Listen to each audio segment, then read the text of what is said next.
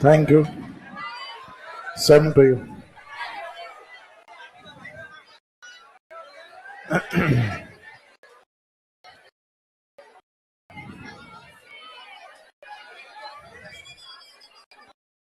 तो लास्ट में कहाँ तक कंप्लीट हो गया था अपना अरावली? तो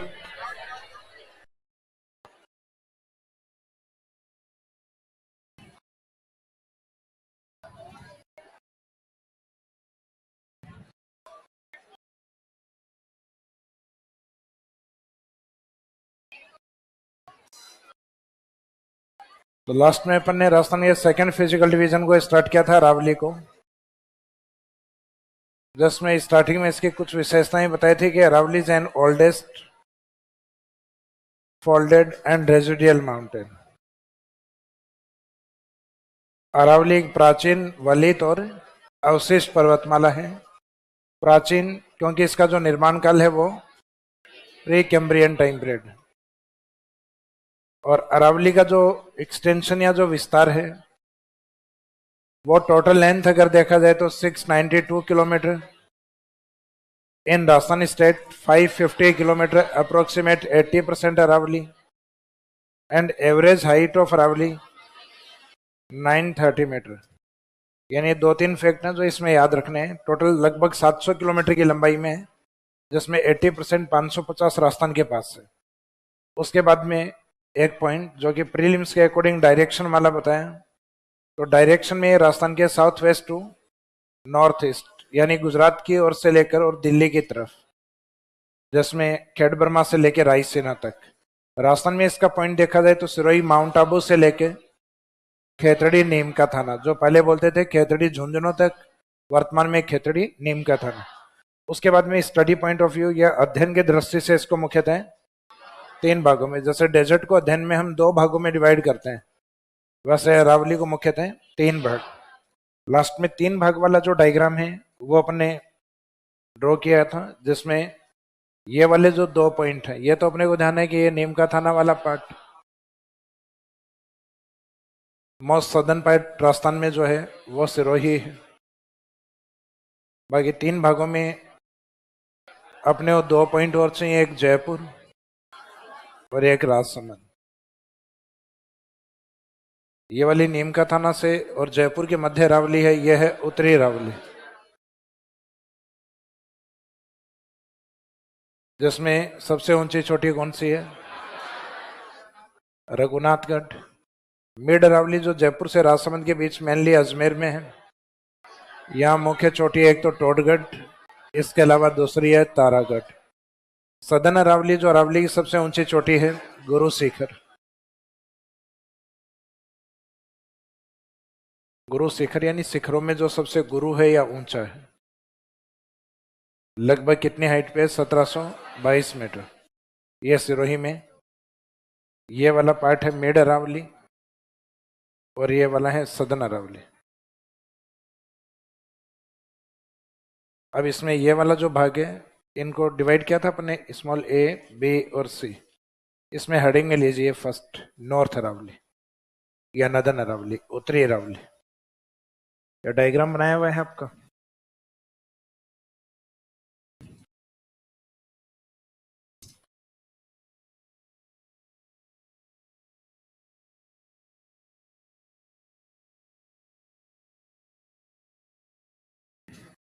तो इसमें लिखे उत्तरी अरावली की डेफिनेशन क्या होगी इन 2 पॉइंट्स को लेके, नीम का थाना और जयपुर को लेके। तो नीम का थाना एवं जयपुर के मध्य स्थित अरावली को उत्तरी अरावली कहा जाता है। नीम का थाना एवं जयपुर के मध्य स्थित अरावली को उत्तरी अरावली कहा जाता है।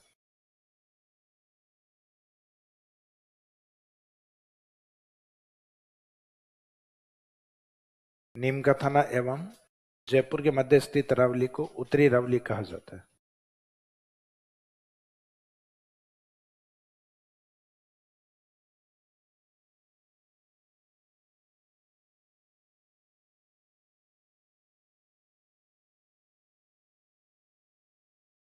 the part of Aravali.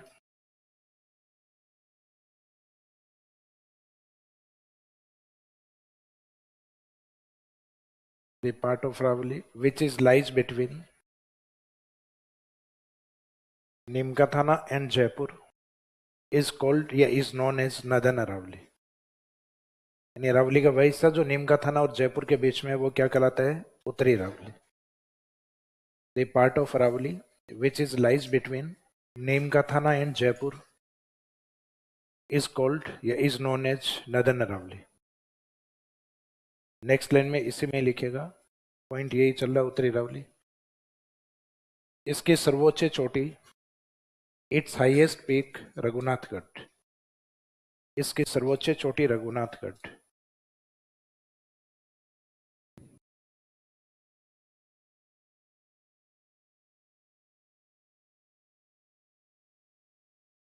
एक 1055 मीटर.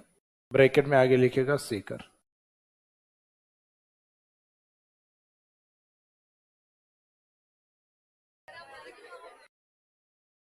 माहौल आप नारगढ़ में जाओ, अपने आप बन जाएगा वहां. ऐसे कौन करता है? वन्य जीवों में, अभ्यारण्य में जीव करते हैं ऐसे. आप में और जीवों में फर्क होना चाहिए ना.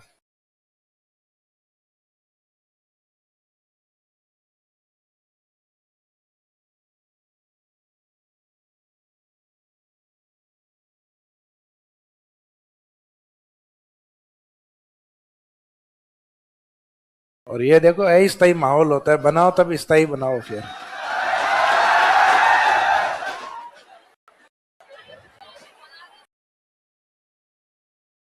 ये वाला सेकंड मिड अरावली, मध्य Aravalli.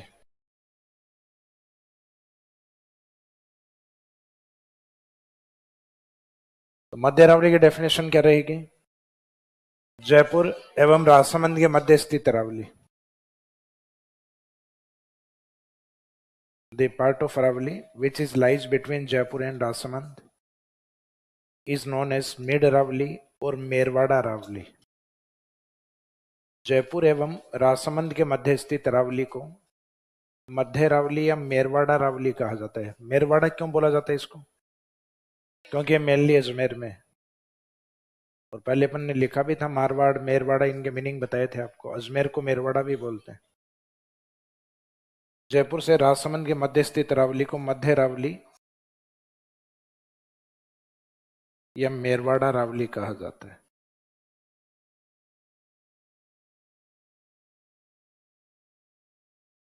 The part of Aravali which is lies between Jaipur and Rasamand is known as Mid Aravali और मेरवाड़ा अरावली.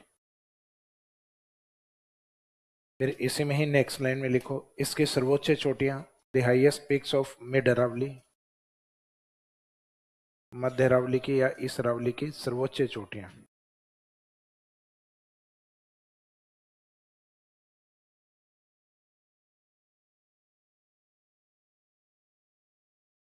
इसमें हाईएस्ट पीक है टोडगढ़.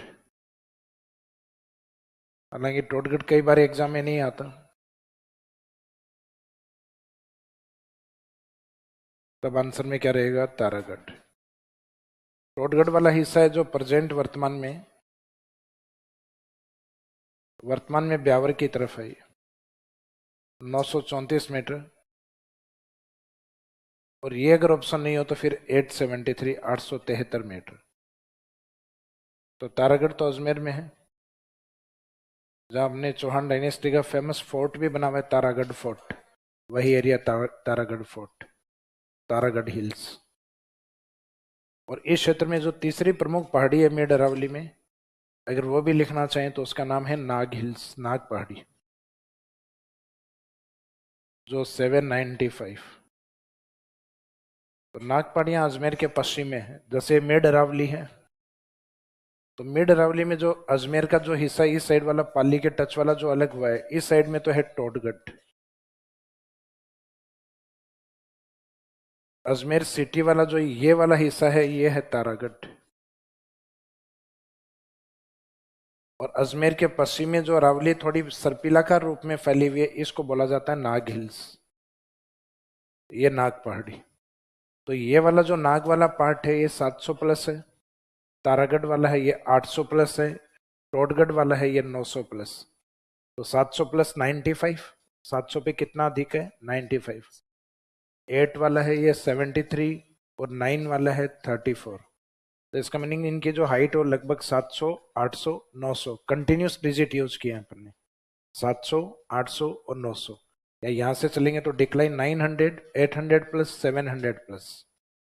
तो ये सभी मिड अरावली के अंदर। तो मध्य अरावली सबसे ऊंची चोटी टोडगढ़, जो प्रेजेंट ब्यावर में है, अदरवाइज पहले ये भी अजमेर में ही लिखते थे। आगे वाली दोनों प्रेजेंट अजमेर, वर्तमान अजमेर में है। अब मिड अरावली के बाद में लास्ट वाला जो पार्ट है ये है सदर्न अरावली, दक्षिणी अरावली। तो नेक्स्ट पॉइंट सी पॉइंट में लिखेगा सदर्न अरावली या दक्षिणी Aravalli.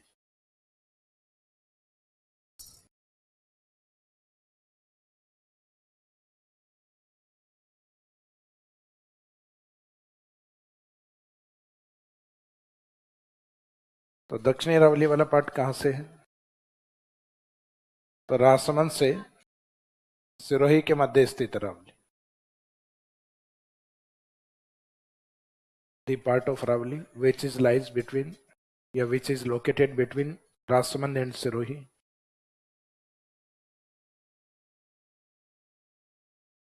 is known as Southern Aravali. Rajsamand से सिरोही के मध्य, राजसमंद से सिरोही के मध्य स्थित अरावली को दक्षिणी अरावली कहा जाता है। अब इसमें जो ऊंची चोटी है वो राजस्थान की सबसे ऊंची चोटी है और अरावली की भी सबसे ऊंची चोटी है, गुरु शिखर। तो इसमें लिखिएगा इट्स हाईएस्ट पीक, इसकी सर्वोच्च चोटी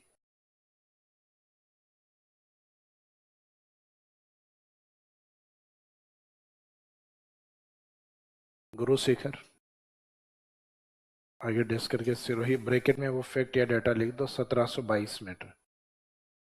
ये कई बार एग्जाम में 1727 भी आ जाता है ये फैक्ट, लेकिन ये सही नहीं है। ये गुरु शिखर के ऊपर एक यहाँ मंदिर बना हुआ है, टेम्पल बना हुआ है। तो उस टेम्पल की 5 मीटर हाइट जो है वो मिला दें अगर इसके अंदर तो 1727। तो किसी भी नेचुरल हाइट के अंदर या माउंटेन हाइट में आर्टिफिशियल वर्किंग को काउंट नहीं किया जाता। व्हीकल को आप गुजरात से सरदार वल्लभ भाई पटेल की जो मूर्ति बनी हुई है उसको लाके यहाँ ऊपर रख दोगे, फिर ये थोड़ा ना कहें गुरु शिखर अब 2000 मीटर माना जाए, क्योंकि उस मूर्ति की हाइट काफी ज्यादा है, 250-300 मीटर के आसपास से। तो इसका मीनिंग है कि गुरु शिखर की हाइट किसी भी आर्टिफिशियल वर्किंग से प्रभावित नहीं होनी चाहिए। तो वो तो मजबूरी में जब 1722 ऑप्शन दिया होता, ये वाला ऑप्शन नहीं होता, तो कई बार इसके नियरेस्ट जैसे 27 आ जाता है तो इसको ठीक मान लेते हैं। फिर बाद में उसके जो कंक्लूजन वाले कई गाइड वाले देते हैं कि वो 5 मीटर हाइट जो उस पर बना हुआ मंदिर है उसकी है। वैसे तो मंदिर चाहे 10 मीटर का बना दोगे तो इसका मीनिंग ये थोड़ा ना कि गुरु शिखर बढ़ रही है। तो गुरु शिखर तो वही है 1722, इसमें जो परफेक्ट जो हाइट है वो ये नहीं होती। तो फिर जो नियरेस्ट आंसर 1720 आ गया तो 20 ठीक हो जाएगा, 1727 आ गया तो ये ठीक हो जाएगा। इसके नजदीक जो भी डेटा होगा फिर उसके बाद उसको ठीक माना जाएगा। अब ये वाला जो भाग था गुरु शिखर वाला पार्ट, राजस्थान के इतिहासकार किसे कहा जाता है? Colonel James toad.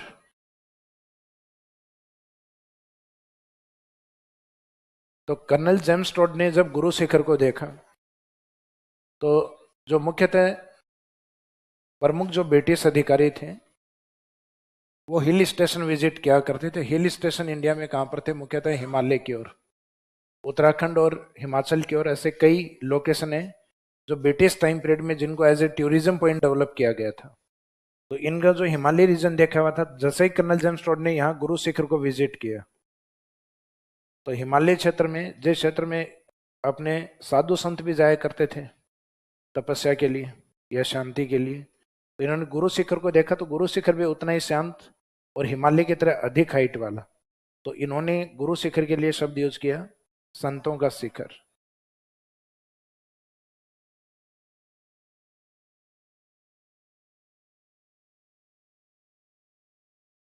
Mountain of Saint. तो राजस्थान में गुरु शिखर को संतों का शिखर किसके द्वारा कहा गया है?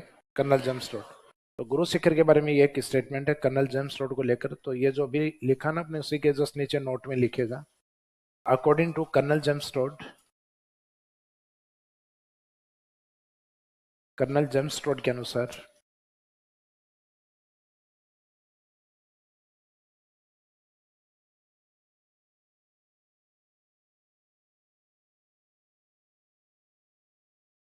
कर्नल जेम्स रोड के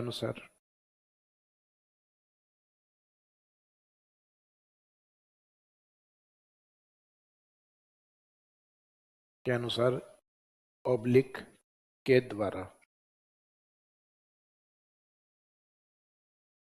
गुरु शिखर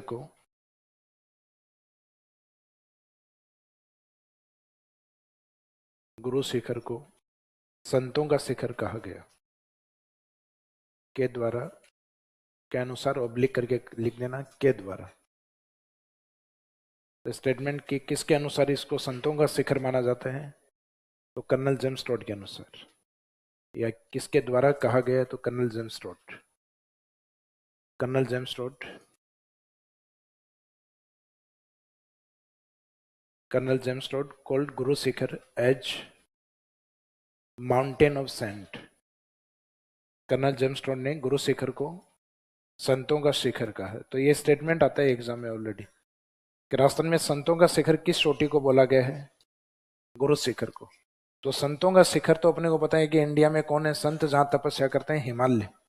तो हिमालय की तरह राजस्थान के अंदर अधिक ऊंचाई वाला भाग कौन है? सबसे ऊंचा भाग राजस्थान के अंदर गुरु शिखर ही है। तो इसका मीनिंग तुलना उस शिखर की होगी जो हिमालय की तरह अधिक हाइट वाला है, वो राजस्थान में गुरु शिखर। जो राजस्थान की सबसे ऊंची चोटी या अरावली की सबसे ऊंची चोटी, और अरावली के अंदर सबसे जो अधिक अधिक ऊंचा भाग और अधिक जो चौड़े भाग है वो सदन के अंदर ही है। जैसे कि अरावली का जो सदन पार्ट है वो अधिक चौड़ाई में भी दिखाई देगा आपको। इस कारण अरावली का जो एक डिवाइडेशन और होता है सदन अरावली का, तो साउथ अरावली को अध्ययन की दृष्टि से पुनः दो भागों में बांटा जाता है। एक भाग तो इसका इस साइड में पाली से सिरोही की ओर चलता है जिसको हम कहते हैं आबू अरावली। एक राजसमंद से नीचे की ओर उदयपुर की तरफ चलता है जिसको कहा जाता है मेवाड़ अरावली। यानी जिस एरिया में गुहिल डायनेस्टी का शासन रहा वो मेवाड़ अरावली, और जो पाली और सिरोही की ओर चलेगी उसको आबू अरावली। तो अभी जो दक्षिणी अरावली चल रही थी उसी के अंदर नेक्स्ट लाइन में लिखो, दक्षिणी अरावली को अध्ययन की दृष्टि से पुनः दो भागों में बांटा जाता है।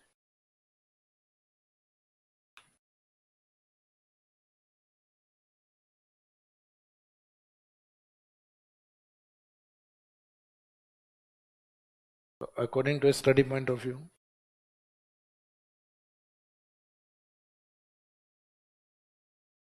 Southern Aravalli again divides into two parts.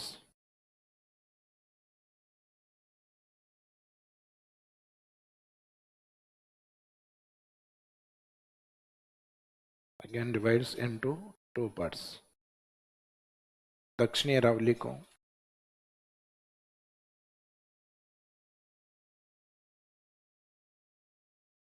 अध्ययन की दृष्टि से पुनः दो भागों में बांटा जाता है।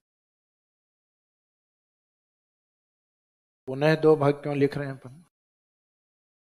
क्योंकि ऑलरेडी अरावली का एक डिवाइडेशन हो चुका है तीन भागों में, उत्तरी, मध्य और दक्षिणी अरावली। अब दक्षिण को वापस डिवाइड कर रहे हैं, तो अध्ययन की दृष्टि से पुनः दो भागों में बांटा जाता है।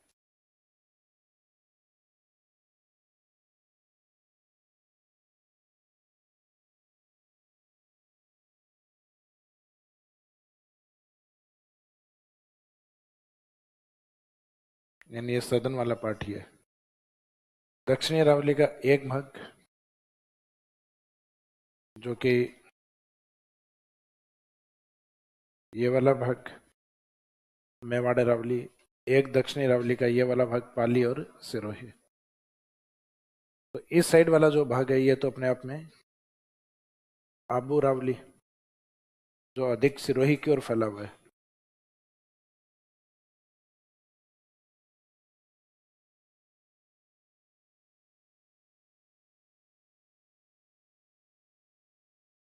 अब Abu Aravalli extent in Sirohi and Pali. तो मेन हिस्सा तो सिरोही में होगा, तभी इसी के अकॉर्डिंग नाम है आबू। और दूसरा भाग इसका किसकी तरफ है? पाली। दूसरा भाग जो मेवाड़ वाले एरिया में है वो मेवाड़ अरावली,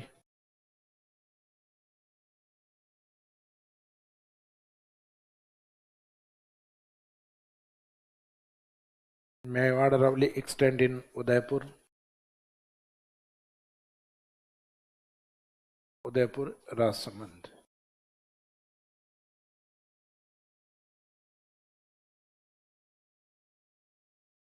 तो इसमें मुख्य अरावली, अरावली राजस्थान के 13 जिलों में जिनमें फैली हुई उनमें सबसे ज्यादा उदयपुर में है। तो इसका मीनिंग 13 जिलों में सबसे ज्यादा उदयपुर में है, तो इसका मीनिंग मेवाड़ अरावली भी ज्यादा उदयपुर में ही होगी। तो इसका मीनिंग है कि मेवाड़ अरावली का हिस्सा वो मेन उदयपुर में, आबू अरावली का मेन पार्ट है सिरोही में। तो पुणे 2 भागों में, जो 2 भाग कौन कौन से वो डिवाइड कर दीजिए। इसमें एक तरफ आबू अरावली, दूसरी तरफ मेवाड़ अरावली।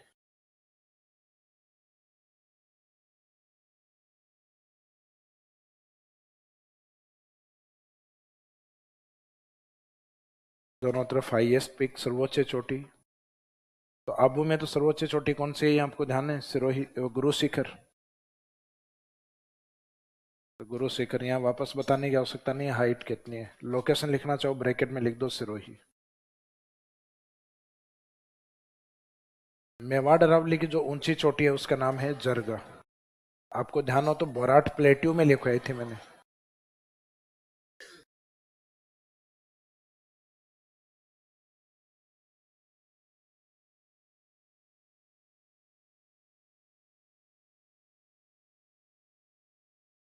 जरगा उदयपुर।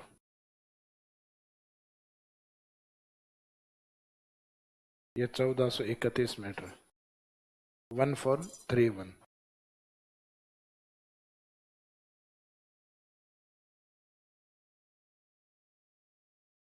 तो सदन अरावली का एक हिस्सा जो सिरोही की ओर आता है आबू अरावली, जो राजसमंद उदयपुर की तरफ रहता है वो मेवाड़ अरावली। तो आबू अरावली जैसा नाम है उसी के according extent in Sirohi and Pali, and highest peak is Guru Shikhar Sirohi.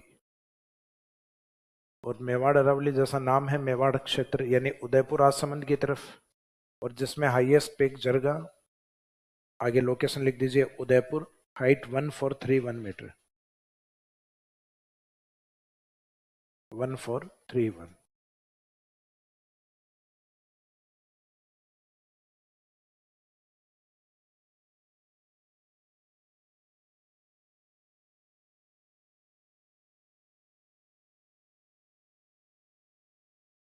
तो ये तो है अरावली की जनरल स्टडी, यानी अरावली किस तरीके से है राजस्थान में। अब अरावली के अंदर उसकी जो जियोमॉर्फोलॉजी या जो जियोलॉजिकल स्टडी है, तो जियोलॉजिकल स्टडी यानी उसकी संरचनाओं का अगर हम अध्ययन करें, तो अरावली के जो स्ट्रक्चर या संरचनाएं हैं, जैसे माउंटेन है अरावली माउंटेन, तो इसके स्ट्रक्चर में जो माउंटेन है उसके बीच के जो भाग है, चट्टानी भाग है, ये कुछ प्लेट्यूज के रूप में है, कुछ जगह इसमें पठार भी हैं। तो इस अरावली पर्वतमाला की जो जियोलॉजिकल स्टडी है, भूआकृतिक संरचना है, उसमें राजस्थान के कुछ फेमस पठार भी हैं। अरावली के बीच में कुछ गैप हैं जहां से इन माउंटेन्स को क्रॉस किया जा सकता है, जिनको हम पासेज या दरिया भी कहते हैं। हालांकि राजस्थान के अंदर पहाड़ों के बीच में जो गैप होते हैं वो इस तरीके से दिखाई देते हैं जैसे घोड़े के पाँव में जो नाल लगती है, इस कारण इनको राजस्थान में लोकल में हम क्या बोलते हैं, नाल। तो अरावली के बीच में जो गैप हैं, जैसे हाथी घोड़ा नाल, फुलवारी नाल, देसुरी नाल, परवारिया नाल, ऐसे बहुत सारी नाल हैं। तो एक अरावली के अंदर पासेज या दरे, दरों को हिमालय के क्षेत्र में तिब्बत की लैंग्वेज में ला कहा जाता है। तिब्बत लैंग्वेज में दरों के लिए शब्द यूज होता है। तो वहाँ हिमालय के पासेज में ज्यादातर शब्द क्या यूज होता है, ला। जोजीला, नाथुला, बोमडिला, शिवकीला, तो वो ला शब्द वही है। राजस्थान में नाल शब्द यूज होता है। तो नाल का मीनिंग होता है कि दूर से देखने पे घोड़े के पाँव में जो छल्ला लगता है उसकी तरह होता है, यानी घुमावदार पार्ट होता है पर्वतों के बीच का एरिया। तो इस कारण इसको सी ऑफ फोर्स यानी नाल की तरफ देखते हैं अपन। ऐसे राजस्थान में एक जिला भी है ना घोड़े की नाल में, चित्तौड़गढ़ की आकृति। दक्षिणी भारत में आप चले जाओगे तो पर्वतों को तटीय क्षेत्रों में होने के कारण तटों को या किनारे वाले भाग को अपन बोलते हैं घाट। तो वहाँ माउंटेन्स को भी घाट बोलते हैं। पश्चिमी घाट, पूर्व की तरफ है पूर्वी घाट, ईस्टर्न घाट, वेस्टर्न घाट। इनमें जो दरे होते हैं, पासेज होते हैं, उन दरों के अंदर भी यह शब्द यूज होता है घाट। जैसे यहाँ नीचे की ओर पाल घाट, भौर घाट, भौर घाट, थाल घाट, तो वहाँ जो दरों के नाम है उनके नाम क्या क्या यूज किया होता है? घाट। तो पासेज के लिए अलग अलग एरिया में अलग अलग शब्द यूज होते हैं। सदर्न इंडिया में घाट, राजस्थान में नाल, हिमालय में ला, तो इनके अलग अलग मीनिंग रहते हैं। ये कॉन्सेप्ट तो वही है ना, पासेज है, पर्वतों को क्रॉस करने वाला एरिया होता है। पहाड़ को जिस भाग से आसान हो पार करना, उस एरिया को नाल कहा जाता है। तो ये पर्वतों को पार करने के कुछ एक तरीके हैं। एक तरीका तो है पहाड़ों के पास में चलते रहो, खत्म हो जाए, मुड़ के आ जाओ, पार हो गया। दूसरा तरीका है पहाड़ के ऊपर चढ़ो और उस साइड में उतर जाओ, जैसा मान जी की लुगाई करती थी। मान जी है माउंटेन मैन, एक बॉलीवुड की मूवी बनी है ना, जिसमें अचानक एक दिन पांव फिसलने के कारण उसकी डेथ हो जाती है। फिर मान जी तय करता है, क्योंकि उनके गांव के चारों ऊंचे ऊंचे पहाड़ थे, पासेज नहीं था। तो उस मूवी में दिखाया जाता है एक बिहार का व्यक्ति होता है जिनका जो पास के जो गांव का जो एरिया होता है पहाड़ों से कवर होता है। तो फिर वो अपने जीवन में लगभग 25 साल आता है कि उसमें लगभग 24-25 साल वो पहाड़ को तोड़ तोड़ के नीचे करता है और फिर एक पास बनाता है। और उसमें वो एक डायलॉग आता भी है, क्योंकि जब तक वो नीचे करता है उसके बाद में गवर्नमेंट का ध्यान जाता है, क्योंकि न्यूज़पेपर, हर न्यूज़पेपर मान जी के बारे में लिख रहा होता है। फिर लास्ट में गवर्नमेंट वहां से रोड बनाती है, तब मान जी है, उस मान जी को लेके कुछ सामाजिक कार्यकर्ता वगैरह एक रैली से निकालते हैं। और उसमें वो पत्रकार जो अक्सर मान जी के मिलता है उस मूवी के अंदर, तो वो पूछता है कि मान जी, तुम्हें विश्वास नहीं था क्या कि सरकार एक दिन मदद करेगी? भाई, तुम्हें ये खुद पे या ईश्वर पे भरोसा नहीं था क्या? तो मान जी एक डायलॉग मारता है उस टाइम कि हो सकता है कि ईश्वर हमारे भरोसे बैठा हो। और उसमें एक वो भी आता ना, भी पहाड़ को तोड़ता रहता है कि भाई इसको तुम कब छोड़ोगे, कि जब तक तोड़ेंगे नहीं तब तक छोड़ेंगे नहीं।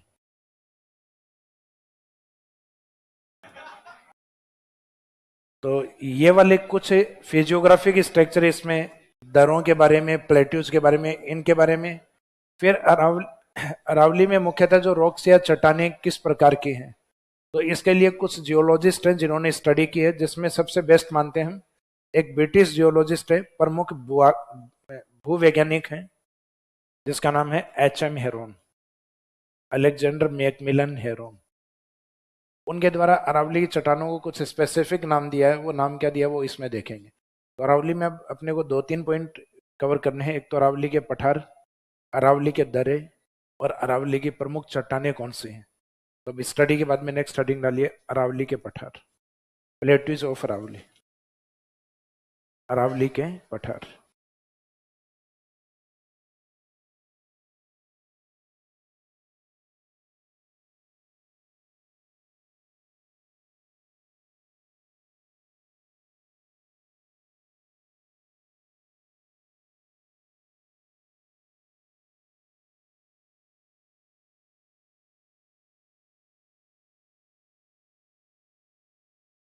तो अभी तक तो चल रहा था अपना ये लास्ट वाला पार्ट, स्टडी ऑफ अरावली, वो कंप्लीट हो गया है।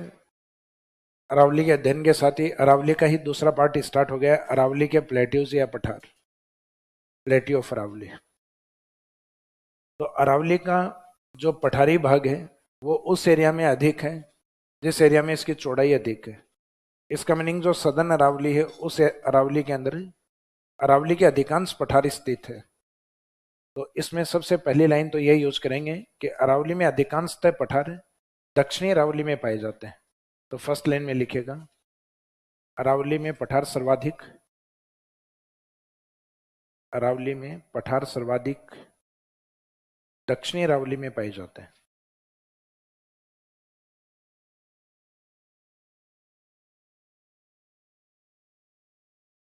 अरावली में अधिकांशतः पठार या सर्वाधिक पठार दक्षिणी अरावली में पाए जाते हैं।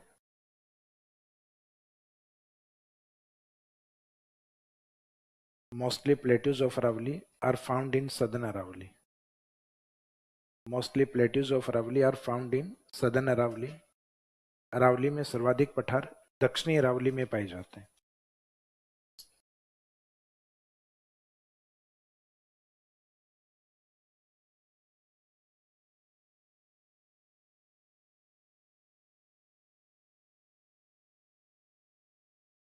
अब इसमें मुख्य पठार, मेन प्लेट्यूज, तो मेन प्लेट्यूज में कौन से हैं?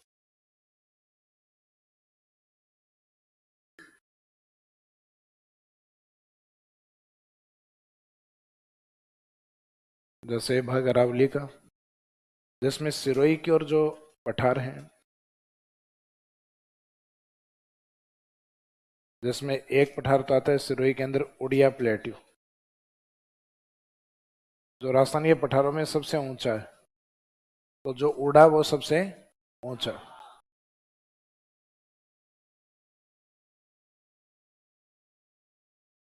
इसी साइड में सिरोही की ओर एक पठार और आता है जिसको लिखते हैं हम आबू पर्वत। लिखने में आबू पर्वत है, लेकिन आबू पर्वत क्या है? पठार। इंग्लिश में आबू माउंटेन नहीं लिखे, आबू ब्लॉक लिखा जाता है इसमें।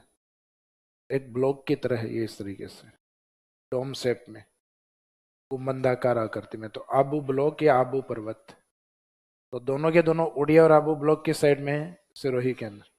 तो ये जो पॉइंट है, ये वाला पार्ट, ये सिरोही में। फिर इसके बाद में इस साइड में जो राजसमंद, राजसमंद के जस्ट नीचे उदयपुर, उदयपुर के सदन की तरफ इस साइड में डूंगरपुर। तो यहाँ आपको ध्यान है तो कुछ शब्दावली करवाई थी मैंने। उदयपुर राजसमंद के बीच एक पठार बताया था मैंने, बोराट, और यहाँ करवाया था बोमट।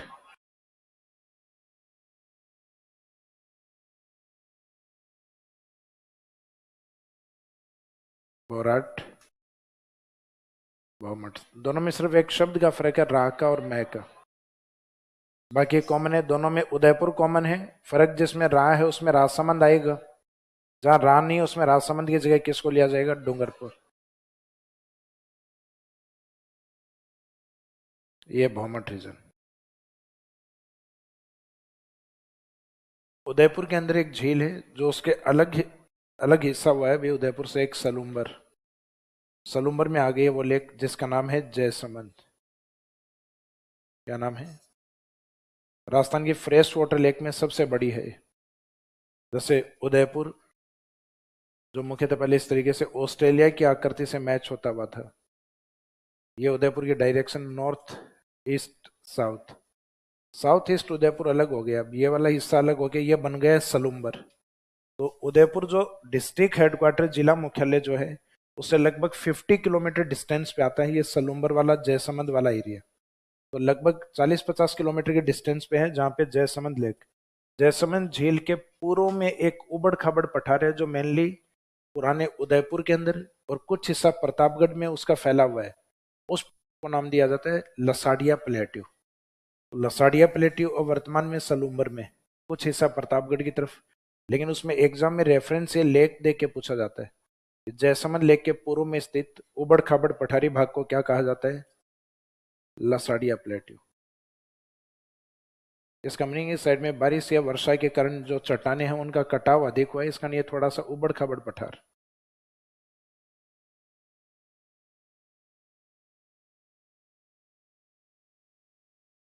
लसाड़िया प्लेट्यू।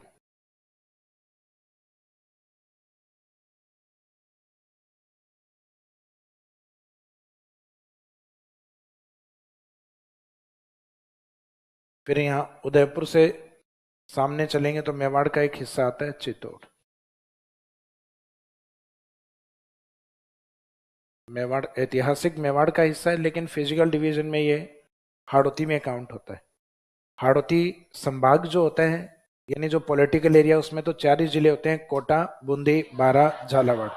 लेकिन हाड़ौती जो फिजिकल डिवीजन भौतिक प्रदेश है उसमें 7 जिले। आपने लिखा भी था चैप्टर के स्टार्टिंग में कि डेजर्ट में अपने 12 हैं, हाड़ौती में 7, मैदान में 10 और अरावली में 13। सीक्वेंस बढ़ता जा रहा था, अपन अरावली की ओर आ रहे थे, तो 7, 10 और 13। और मेन अरावली जो फैली हुई है वो 7 जिलों के अंदर। तो ये चित्तौड़ हाड़ौती वाले उन 7 जिलों में काउंट होता है। तो यहाँ चित्तौड़ की तरफ 2 मेन प्लेट्यू आते हैं। एक आता है मेसा पठार जहाँ चित्तौड़ फोर्ट स्थित,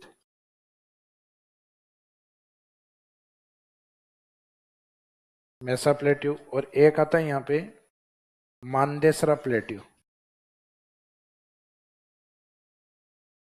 जब राजस्थान में सेंचुरीज पढ़ेंगे अपन तब आएगा ये। चित्तौड़गढ़ की ओर एक अभ्यारण्य आता है भैंसरोडगढ़ अभ्यारण्य।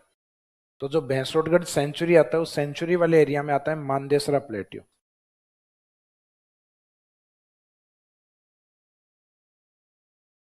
तो राजस्थान में मानदेसरा, प्लेट्यू, चित्तौड़, तो ये हाड़ौती वाले में आते हैं, मैं अरावली का हिस्सा नहीं, लेकिन ये ध्यान रखने अपने को कि इस साइड में दोनों ये जो पठार हैं ये हाड़ौती के भाग हैं। तो डिस्क्रिप्शन अगर अरावली का ही पूछा है, एक तो सिंपल एग्जाम्पल पूछे कि राजस्थान के पठारों के बारे में बताओ, इनके बारे में भी लिख सकते हो। तो राजस्थान के जो पठार हैं उसमें एक तो कुछ अरावली के प्लेट्यूज हैं और एक हाड़ौती के प्लेट्यू, हाड़ौती खुद ही पठार के रूप में है। फिर नदन अरावली की तरफ एक डिस्ट्रिक्ट आता है अपना अलवर।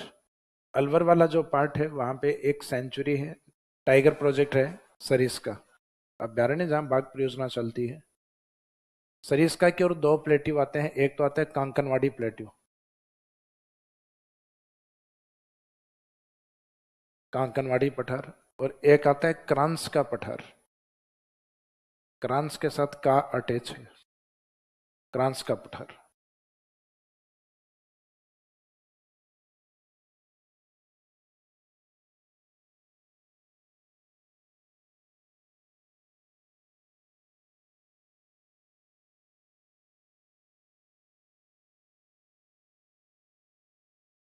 कांकनवाड़ी प्लेट्यू, तो ये जो प्लेट्यूज अभी मैंने आपको बताए हैं, तो इसमें जो पठार है वो मुख्यतः एक तो हमने सिरोही की तरफ देखे हैं, एक मुख्यतः उदयपुर के आसपास, एक चित्तौड़ और एक अलवर।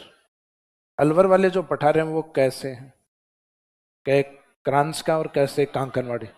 चित्तौड़ वाले हैं वो मैसे, मैसा और मानदेसरा। उदयपुर वाले वो भो से हैं, भो के आगे क्या शब्द लगेगा वो तय करेगा। भो राट है, रा है तो राजसमंद, उदयपुर राजसमंद। भो के आगे अगर रा नहीं है तो इसका मीनिंग डूंगरपुर होगा, फिर है भौमठ, तो भौमठ रहेगा वो उदयपुर और डूंगरपुर। और अपने हिंदी के अंदर जो पहली लाइन आती है ना, ए आ ई उ, अगर वो पठा रहे हैं तो सिरोही में, जैसे ऐसे आबू ऊ से उड़िया, तो जो ए आ ई उ इस वाली लाइन में से है वो सिरोही के पास, तो जैसे ऐसे आबू ऊ से उड़िया। वो वाले शब्द हैं वो, ये तो तय हो गया कि उदयपुर में है, लेकिन आगे शब्द क्या है, वो राठ है, रा है तो राजसमंद में, रा ना है या नहीं है तो फिर डूंगरपुर, इसका मीनिंग फिर भौमठ है। फिर मैं वाले हैं तो चित्तौड़ में और कै वाले हैं तो अलवर। ये डायग्राम बनाइए।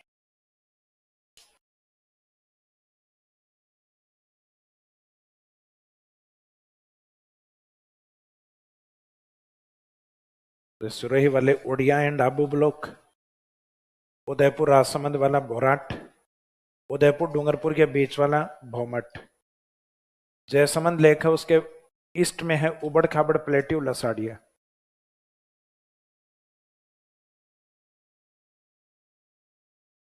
जो मेन हम सलूम्बर में और कुछ हिस्सा इसका प्रतापगढ़ में भी है। फिर उदयपुर के ईस्ट की ओर जाएंगे तो चित्तौड़, जहां मैसा एंड मानदेसरा जो हाड़ौती में काउंट होंगे। इसका मीनिंग बाकी जो ये अरावली के हैं हाड़ौती वाले हैं उनको इंडिकेट किया हुआ है।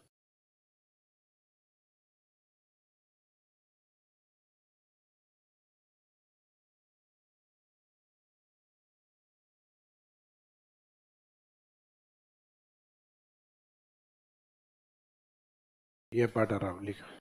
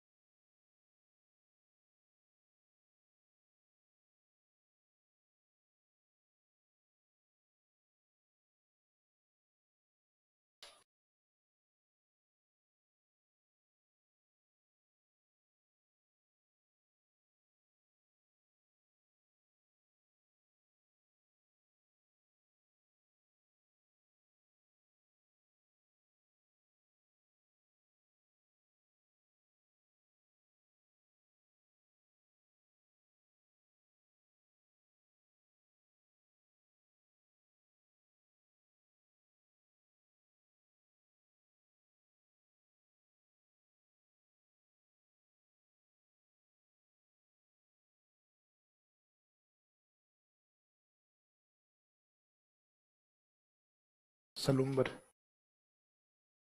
ये लिखवाएंगे। जयसमंद इसका डिस्ट्रिक्ट चेंज हो गया है, पहले उदयपुर में ही था, लसाड़िया भी।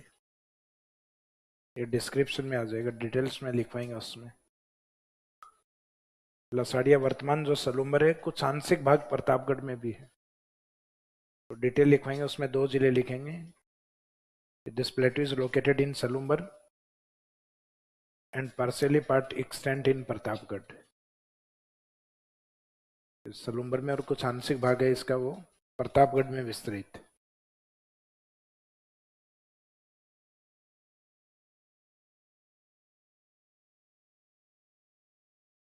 तो ये सदन वाले प्लेट्यू हैं, इनमें एक तो कॉमन सब में जब भी डिस्क्रिप्शन आ जाए तो एक तो ये लिखा जाता है कि दक्षिणी अरावली में स्थित है, यानी अरावली के कौन से पोर्शन में है ये, राजसमंद से नीचे वाले भाग में, यानी सदर्न अरावली में, साउथ अरावली के पार्ट। और फिर एक प्रॉपर इनका डिस्ट्रिक्ट याद रखना है। जैसे उड़िया के बारे में फर्स्ट लाइन अपन अगर बाई चांस पूछें तो ये पूछेंगे कि दक्षिणी अरावली में और सिरोही में स्थित पठार, यानी पहली जो लाइन लिखेंगे वो। फिर बाद में उसका कुछ इंपोर्टेंस होगा, तो इंपोर्टेंस उड़िया को लेकर अपने राजस्थान में हाईएस्ट प्लेट्यू के रूप में, कि Uriya is the highest plateau of Rajasthan. तो सबसे उसकी हाइट भी याद रखनी है 1360, 1360 मीटर की हाइट पे है। इनका डिस्क्रिप्शन लिखेंगे अपन डिटेल में। डायग्राम बना लिया। फर्स्ट हेडिंग में लीजिएगा उड़िया पठार।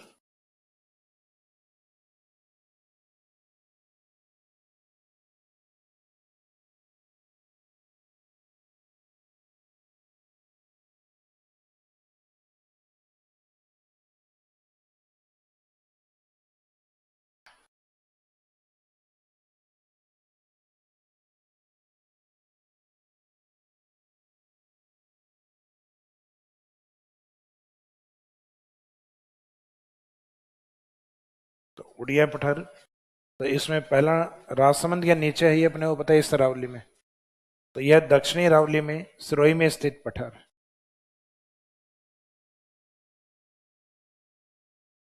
Uriya is located in southern Aravalli in Sirohi district. Uriya पठारिया या यह पठार दक्षिणी अरावली में सिरोही में स्थित। तो इसका मैंने एक तो अरावली के किस पोर्शन में वो बताना है। यह है दक्षिणी अरावली में सिरोही में स्थित। Uriya plateau is located in southern Aravalli in Sirohi district. यह दक्षिणी अरावली में सिरोही में स्थित। फिर नेक्स्ट लाइन में लिखेगा, यह राजस्थान का सर्वोच्च पठार या सबसे ऊंचा पठार। It's the highest plateau of Rajasthan. यह राजस्थान का सबसे ऊंचा पठार है। It's total height 1360 metre. It's the highest plateau of Rajasthan. यह राजस्थान का सर्वोच्च पठार है, सबसे ऊंचा पठार है। इसकी कुल ऊंचाई 1360 metre. It's total height is 1360 metre, यानी हाइट गुरु शिखर से कम है। और प्लेट्यूज हैं वो पर्वत चोटियों से, सामान्य सी बात है, पर्वत चोटियों से कम मिलेंगे। लेकिन खास बात क्या है कि राजस्थान में सबसे ऊंची पर्वत चोटी सिरोही में, और सबसे ऊंचा जो पठार है वह भी सिरोही में। अब उड़िया के बाद में सिरोही की ओर जो दूसरा है वो कौन सा है, आबू ब्लॉक, आबू पर्वत।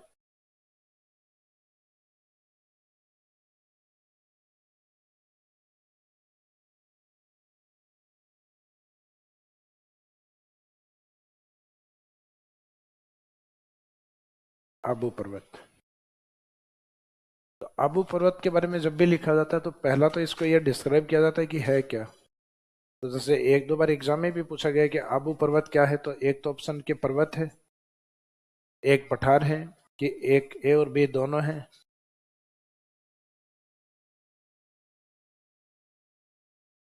नेक्स्ट हमें नहीं पता क्या है।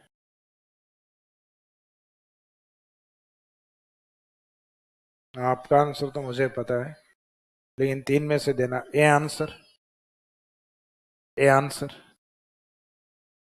कि आबू पर्वत है, क्वेश्चन है आबू पर्वत क्या है? A mountain, B plateau, B answer, C answer. A और बी दोनों है। और अभी अपन क्या पढ़ रहे हैं ये बताओ। तो ये केवल एक पठार है। आबू पर्वत में लिखिएगा यह एक पठार है।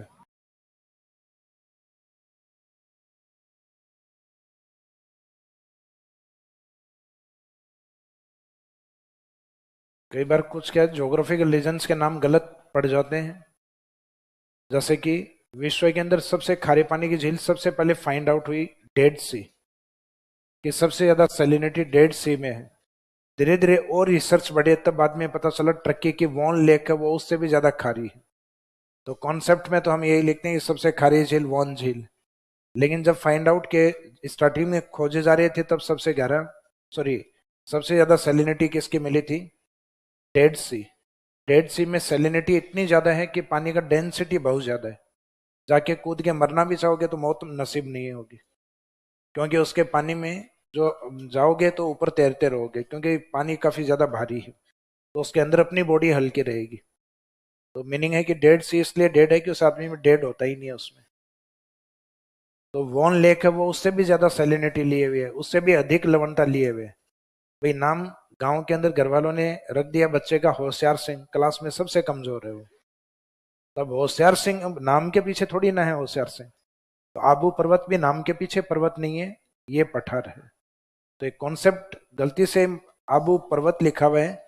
इंग्लिश में तो माउंटेन भी नहीं लिखा, उन्होंने लिखा ही आबू ब्लॉक है। तो इसमें आबू ब्लॉक या आबू, इट्स ए प्लेट्यू, यह एक पठार है जो दक्षिणी अरावली में सिरोही में स्थित है। यानी लोकेशन वाला एज इट इज वही लिखना है जो अभी आपने उड़िया में लिखा। उड़िया भी तो वही है ना, दक्षिणी अरावली में सिरोही में। तो it's a plateau which is located in southern Aravalli in Sirohi district. यह एक पठार है जो दक्षिणी अरावली में सिरोही में स्थित, जो दक्षिणी अरावली में सिरोही में स्थित। फिर इसमें नेक्स्ट लाइन में लिखेगा यह सिरोही का, यह सिरोही का दूसरा ऊंचा पठार। आबू इज द सेकंड, या आबू ब्लॉक लिख दो चाहे। यह सिरोही का दूसरा ऊंचा पठार है।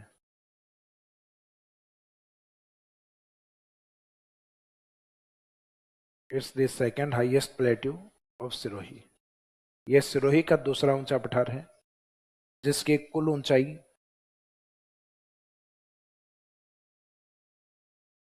ये जैसे उड़िया वाला भाग है 1360 मीटर, ये आबू ब्लॉक है जो उड़िया से 160 मीटर नीचे। इसका मैंने इसकी जो हाइट है वो 1200 मीटर। ये सिरोही का दूसरा ऊंचा पठार है। It's the second highest plateau of Sirohi. तो इसमें सिरोही को अंडरलाइन कर देना। राजस्थान का दूसरा ऊंचा पठार नहीं है। राजस्थान का दूसरा ऊंचा पठार माना जाता है बोराट को 1225 मीटर। तो इसका मीनिंग इससे भी ऊंचा बोराट है, लेकिन वो सिरोही में नहीं, उदयपुर राजसमंद के बीच में। तो ये सिरोही का दूसरा ऊंचा पठार है। इट्स टोटल हाइट 1200 यानी 1200 मीटर। तो ये कई बार ये कंपैरिजन पूछ लिया जाता है कि आबू से 160 मीटर अधिक हाइट पर कौन सा पठार है? उड़िया। या उड़िया से 160 मीटर नीचे ऊंचाई पर स्थित पठार कौन सा है? आबू। अब आबू वाला जो पार्ट है वो कुछ इस तरीके से बना हुआ है।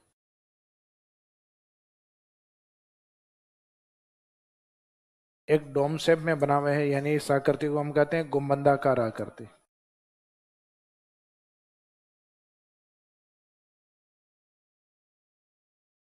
जैसे आप फिजिकल ज्योग्राफी पढ़ोगे तो फिजिकल ज्योग्राफी में एक टॉपिक दिया हुआ आपके सिलेबस में, वोल्केनो, ज्वालामुखी। तो जो वोल्केनो के अंदर कुछ स्ट्रक्चर बनते हैं, कुछ संरचनाएं बनती हैं, कुछ पृथ्वी के बाहर बनती हैं, कुछ पृथ्वी के अंदर। तो ये जो वोल्केनो की ये जो नलिका है जिससे पृथ्वी के आंतरिक भाग का मैग्मा इस नलिका से और बाहर निकलता है, ये वोल्केनो माउथ होता है, ज्वालामुखी का मुख होता है, जिसको हम क्या कहते हैं? क्रेटर। इसको कहते हैं निकास नली का, जिससे मैग्मा का निकास होता है, इसको वेंट कहा जाता है। ज्वालामुखी निकास नली या वेंट। कई बार ज्वालामुखी का जो ऊपर वाला हिस्सा होता है, ये वाला क्रेटर, ये कठोर चट्टानों से ब्लॉक हो जाता है। यानी कुछ बड़े कंकर पत्थर होते हैं, पृथ्वी आंतरिक भाग से निकलते हैं प्रेशर से, और ये इस क्रेटर को ब्लॉक कर देते हैं। अब ये क्रेटर ब्लॉक हो गया, ये सेम वैसे ही मानिएगा जैसे अपने गांव के अंदर जो पानी की पाइपलाइन है, गलती से उसके आगे डार्ट लगी रह गई, वो अपने स्प्रिंगलर या फवारों से कनेक्ट नहीं हुआ। जैसे मोटर जो है, मोटर के जस्ट आगे ही डार्ट लगा दी अपन ने, तो या तो थोड़ी देर बाद में मोटर जवाब दे देगी, खराब हो जाएगी, या फिर जो पाइपलाइन है वो फट जाएगी। तो सेम अगर यहाँ ये ब्लॉक हो गया क्रेटर, तो इसका मीनिंग है या तो प्रेशर के कारण गैसों का प्रेशर इतना तेज होगा कि ऊपर वाला क्रेटर ये फट जाएगा, और क्रेटर उड़ जाने के बाद ये बड़ा क्रेटर में कन्वर्ट हो जाएगा, उसको कोल्डेरा कहा जाएगा। क्या बोला जाएगा? कोल्डेरा। काला डेरा नहीं, काला डेरा चोमू के पास में जगह है। क्या बोलेंगे? कोल्डेरा। या कई बार ये होता है कि पृथ्वी के आंतरिक भाग में वेंट कहीं से वीक होती है। वेंट वहां से वीक मिलेगी जहां इसके पास में दोनों तरफ टफ रॉक्स नहीं हो के सॉफ्ट रॉक्स हो। यहाँ अगर कठोर चट्टाने हैं दोनों तरफ, तब तो वेंट नहीं फटेगी, फिर पॉसिबिलिटी यही है कि क्रेटर उड़ेगा ऊपर से। अगर इसके पास में यहाँ मुलायम चट्टाने मिली, तो मुलायम चट्टानों वाली जगह से ये क्या होगी? लीक होगी। और जो मुलायम चट्टाने किस प्रकार से हैं? जैसे ऐसे क्षैतिज रूप में, लेटे हुए रूप में मुलायम चट्टानों के बीच में गैप है, तो यहाँ का जो मैग्मा प्रेशर डालेगा वो ऊपर तो निकल नहीं पा रहा ब्लॉक होने के कारण, तो मैग्मा कई बार चट्टानों के बीच में धंस जाता है एक पतली परत के रूप में। कई बार ये गैप थोड़ा मोटा होता है तो मोटी परत के रूप में। कई बार ये जो गैप होता है ये स्तंभ के रूप में, खंबे के रूप में होता है। कई बार चट्टानों के बीच का जो गैप होता है वो थोड़ा वेवी टाइप में होता है, मैग्मा उसी तरीके से जमा हो जाएगा। कई बार जो मैग्मा होता है, मैग्मा चैम्बर से निकल के थोड़ा सा ऊपर आके डोम शेप आकृति में जमा हो जाता है। तो ये जो स्ट्रक्चर बनते हैं कई बार मैग्मा के जमा होने से पृथ्वी के अंदर, और ये तब बनते हैं जब ये ऊपर से ब्लॉक होता है।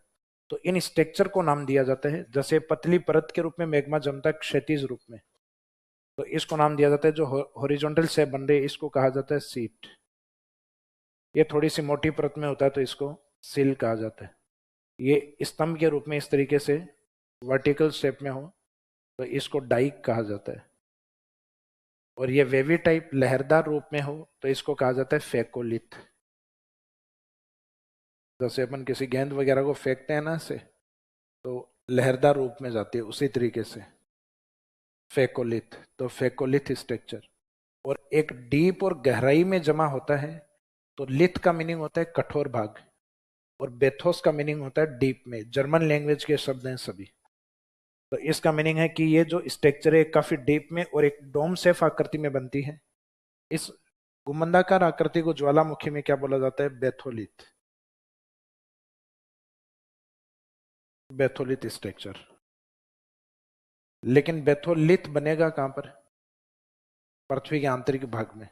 तो उस बेथोलिथ स्ट्रक्चर से इसकी तुलना हुई है, लेकिन आबू ब्लॉक है वो जमीन में नहीं है, जमीन के ऊपर है ये।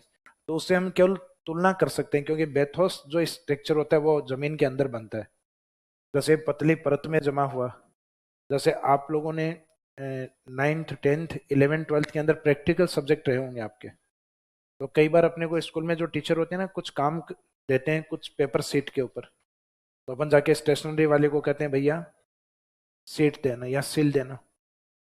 सीट, पेपर की जो पतली परत होती है उसको सीट कहते हैं। तो जब मैग्मा पतली परत में जमा होता है तो इसको सीट कहा जाता है। अपने घर में मिस्त्री काम कर रहे होते हैं और अपने को कोई अलमीरा चाहिए होती है घर में, तो अपन पत्थर वाले के पास जाएंगे, बाड़े वाले के पास, और उसको कहेंगे पत्थर देना, सिल देना। तो सिल क्या होती है? मोटी होती है। तो जो मोटी परत में जमा होगा वो सिल, और जो पतली परत में जमा होगा वो सीट होता है। जो लंबवत रूप में होगा वो डाइक होगा। और जो फेंकते हैं किसी चीज को, वैसे फेकोलिथ। तो वेवी टाइप में जमा होगा वो फेकोलिथ, और जो डोम शेप में जमा होगा गुंबद आकृति में, बेथोलिथ। तो बेथोलिथ से इसकी तुलना होती है। तो राजस्थान में कौन सा प्लेट्यू है जो डोम शेप या बेथोस स्ट्रक्चर में होता है, बेथोलिथ स्ट्रक्चर में होता है? तो ये आबू के लिए लिखा जाता है कि ये गुंबदाकार आकृति में बेथोलिथ जो एक स्ट्रक्चर है उसका एग्जाम्पल है। तो इसमें लास्ट में लिख देना नोट के अंदर, Abu block is an example of batholith structure, bracket में लिख देना डोम शेप। आबू पठार है,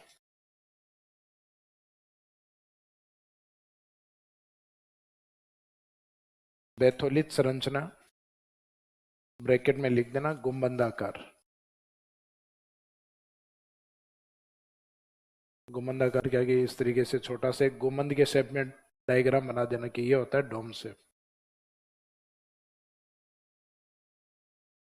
गुंबदाकार बैथोलिथ ब्रैकेट में गुंबदाकार संरचना का उदाहरण है। आबू पर्वत या आबू पठार, पठार भी लिख देते हो, पठार ही है वैसे तो ये, आबू पर्वत या पठार। बैथोलिथ संरचना, संरचना अगर पहले लिख दिया तो आगे जरूरत नहीं है फिर। बैथोलिथ संरचना ब्रैकेट में गुंबदाकार का उदाहरण है। Abu block is an example of batholith structure, bracket में लिख दीजिएगा डोम शेप।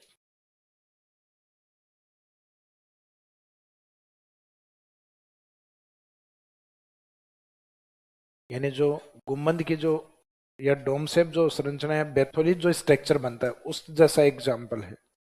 बाकी बैथोलिथ तो नहीं हो सकता ये, क्योंकि बैथोलिथ स्ट्रक्चर कहाँ बनते हैं, जमीन के अंदर बनते हैं। तो उससे तुलना हुई है सिर्फ इसकी कि बैथोलिथ स्ट्रक्चर की तरफ। बैथोलिथ स्ट्रक्चर का मीनिंग क्या है, डोम शेप, गुंबदाकार आकृति का एग्जाम्पल। तो Abu block is an example of batholith bracket में डोम शेप, तो डोम शेप आकृति का एग्जाम्पल। तो अच्छा क्वेश्चन है कि राजस्थान में गुंबदाकार आकृति में बैथोलिथ संरचना में कौन सा पठार, बैथोलिथ यानी गुंबदाकार संरचना में कौन सा पठार है, आबू। तो ये तो सिरोही वाले तो दोनों हो गए अपना, ओडिया और आबू, दोनों ही हाइट के लिए फेमस है। फिर इस साइड में उदयपुर राजसमंद, ये वैसे तो अपना पहले किया हुआ है, दोनों शब्द बोराट और भौमट में अंतर करवाया था वहां, तो थर्ड हेडिंग डाली है बोराट।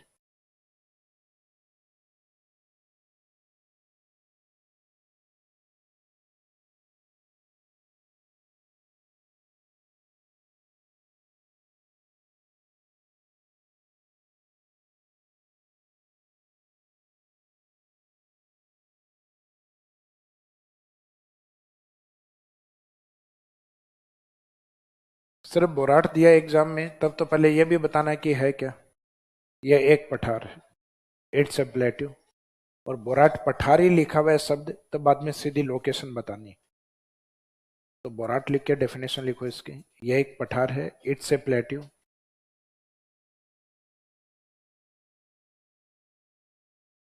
ये एक पठार है जो कुंभलगढ़ हिल्स, ब्रैकेट में क्या लिखोगे, राजसमंद, एवं गोगुंदा हिल्स, ब्रैकेट में उदयपुर के मध्य स्थित है। It's a plateau which is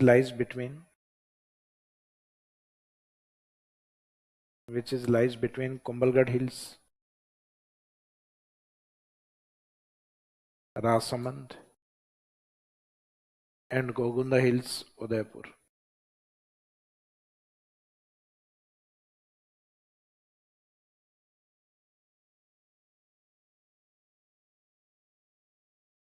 ये एक पठार है जो कुंभलगढ़ हिल्स, ब्रैकेट में राजसमंद, एवं गोगुंदा हिल्स, ब्रैकेट में उदयपुर के मध्य स्थित। इसका मैंने उदयपुर राजसमंद के बीच के पठार को क्या बोलते हैं, बोराट। नेक्स्ट लाइन में लिखिएगा, यह है राजस्थान का दूसरा ऊंचा पठार। आबू में जो लिखा था उसको सिरोही का दूसरा बताया था, जबकि राजस्थान का दूसरा ऊंचा पठार।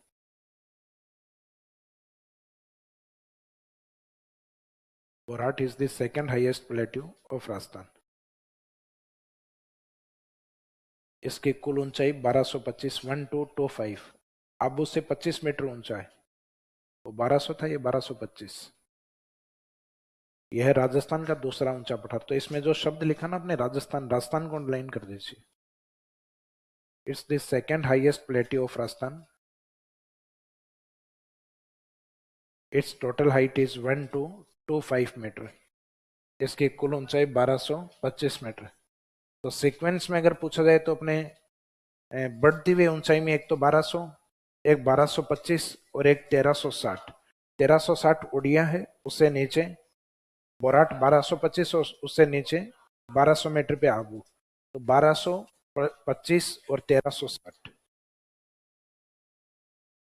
बोराट का एक इंपोर्टेंस और बताया था मैंने, अभी जो अरावली का मैंने एक हिस्सा आपको करवाया था, अरावली इस तरीके से डिवाइड थी ना, इधर तो था मेवाड़ अरावली और ये थी आबू रावली, सदन अरावली।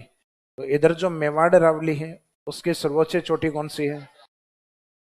जरगा जो, हालांकि वो तो पर्वत चोटी में काउंट होती है, माउंटेन्स में, प्लेट्यू में काउंट नहीं होती, लेकिन वो जिस प्लेट्यू रीजन के ऊपर है वो Borat.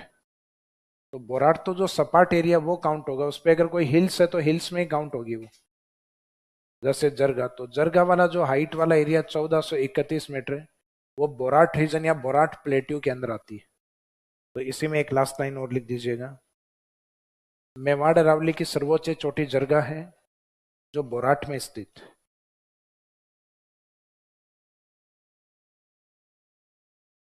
The highest peak of Mewad Aravali is Zarga, which is located on Borat region या बोराट प्लेट्यू। मेवाड़ अरावली की सर्वोच्च चोटी जरगा है, जरगा में ब्रैकेट में लोकेशन लिखें तो लिख सकते हो उदयपुर। मेवाड़ अरावली की सर्वोच्च चोटी जरगा है जो बोराट पर स्थित है या बोराट पठार पर स्थित है। The highest peak of Mewad Aravali is Zarga, which is located on Borat Plateau या इन बोराट प्लेट्यू रीजन, ये भी लिख सकते हो, जो बोराट पठार क्षेत्र में स्थित या बोराट पठार पर स्थित।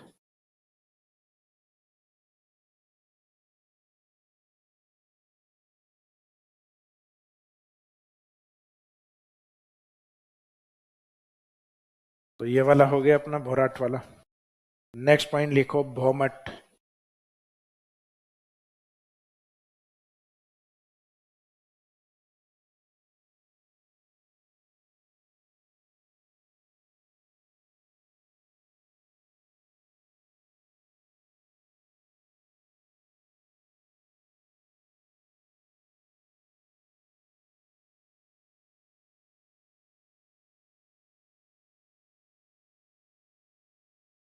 इसमें लिखिएगा it's a hills and plateau region, ये एक पहाड़ी एवं पठारी क्षेत्र। भौमट में ये मिला जुला मिक्सअप पार्ट है भौमट, जहाँ गुरु गोविंद गिरी का एक आंदोलन भी रहा है भौमट, भौमट या एक ही आंदोलन। तो ये एक पहाड़ी एवं पठारी क्षेत्र है। It's A hills and plateau region जो उदयपुर एवं मुख्यतः डूंगरपुर में स्थित है, which is located in Udaipur and mainly Dungarpur, जो उदयपुर एवं मुख्यतः डूंगरपुर में स्थित, एवं मुख्यतः डूंगरपुर में स्थित। तो जो मुख्यतः डूंगरपुर लिखा है उसको अंडरलाइन कर दो, यानी दोनों ऑप्शन में हो तो आंसर डूंगरपुर ही रहेगा इसमें, या तो दोनों साथ में हो ऑप्शन डूंगरपुर उदयपुर,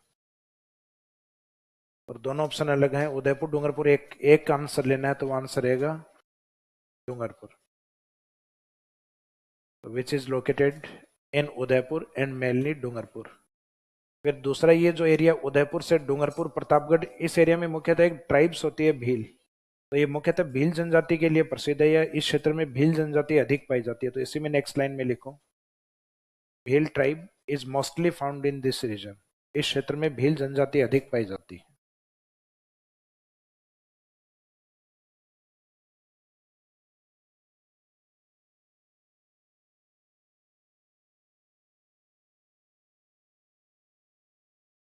इस क्षेत्र में भील जनजाति अधिक पाई जाती है। Bhil tribe is mostly found in this region, इस क्षेत्र में भील जनजाति अधिक पाई जाती है। तो ट्राइब्स का नाम अंडरलाइन कर दीजिए भील। इस क्षेत्र में एक मेला भी आयोजित होता है ना, अपने आर्ट एंड कल्चर में पढ़ते हो बेणेश्वर, तो उस बेणेश्वर मेले में सबसे ज्यादा आने वाली जनजाति कौन सी होती है? तो भील इसीलिए अधिक होते हैं क्योंकि वो आदिवासियों का मेला है, और इस क्षेत्र में आदिवासियों के तौर पे सबसे बड़ी ट्राइब्स भील है। राजस्थान में सबसे बड़ी जनजाति मेणा है, लेकिन वो पूर्वी राजस्थान में है, जबकि दक्षिणी राजस्थान की ओर है वो सबसे बड़ी जनजाति भील, जो कि राजस्थान के अंदर नंबर में, संख्या में नंबर 2 पे बड़ी है, यानी सबसे अधिक मीणा है नंबर सेकंड पे। लेकिन दक्षिणी राजस्थान में सबसे ज्यादा क्या है, तो उसमें आंसर भील ही होता है।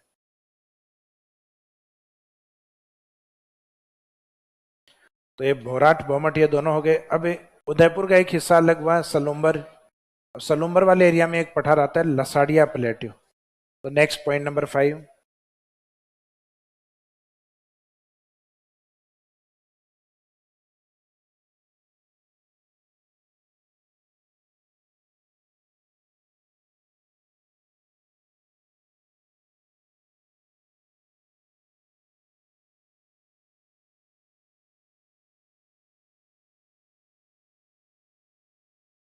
नेक्स्ट है लसाड़िया पठार।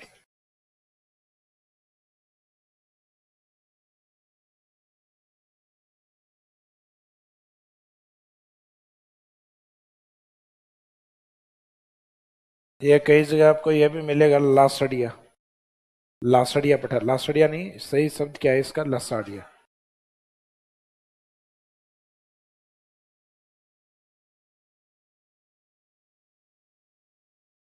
तो अभी ज्योग्राफी पढ़ रहे हो तब तक तो लसाड़िया और शादी के बाद में लासाड़िया, लासाड़िया लासाड़िया लासाड़िया बाद में याद आएगा।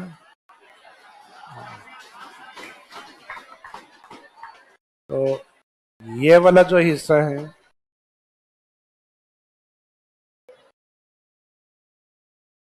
सलूमर वाला पार्ट, सलूमर में एक लेक आती है यहाँ पे, राजस्थान की फ्रेश वाटर लेक में सबसे बड़ी है जयसमंद। जयसमंद के ईस्ट वाला भाग है, इसका मीनिंग यहाँ वैसे भी बारिश अधिक होती है, एक नदी भी होती है गोमती। तो ये इरोजन के कारण ऐसा हुआ है कि ये एक बेडलैंड यानी उबड़ खाबड़ पठार है। प्लेट्यू जनरली ऊपर से सपाट होते हैं, ये कटाव के कारण कटा फटा है।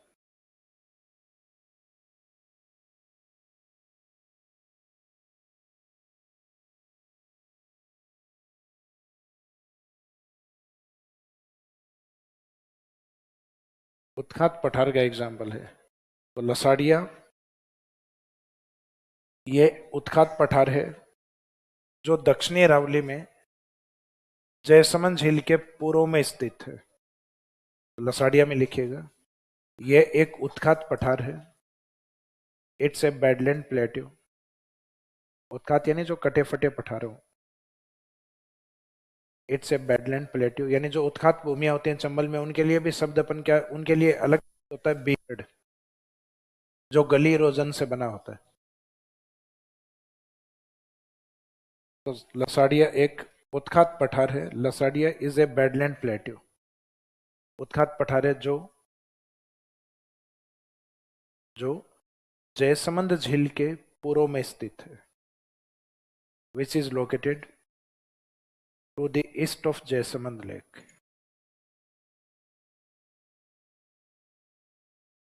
जो से जयसमंद झील के पूर्व में स्थित है।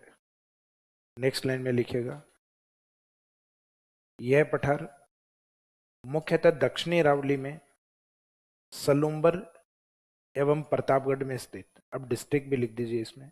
ये तो क्या, जो मेन लोकेशन है ज्योग्राफिकल वो बताइए कि एक उत्खात पठार है जो जयसमंद झील के पूर्व में स्थित। फिर नेक्स्ट लाइन में लिखिएगा, यह पठार दक्षिणी अरावली में सलूम्बर एवं प्रतापगढ़ में विस्तृत है। यहाँ स्थित की जगह विस्तृत लिख देना। This plateau is located in southern Aravalli. This plateau is located या extend in southern Aravalli in Salumbar and Pratapgarh district. तो इसमें सलूम्बर को अंडरलाइन कर दीजिए, मेन सलूम्बर है इसमें। सलूम्बर ऑप्शन नहीं हो तो फिर बाद में प्रतापगढ़, या तो दोनों एक साथ मिलेंगे या फिर अलग अलग मिले, तो आंसर सलूम्बर को लेना है।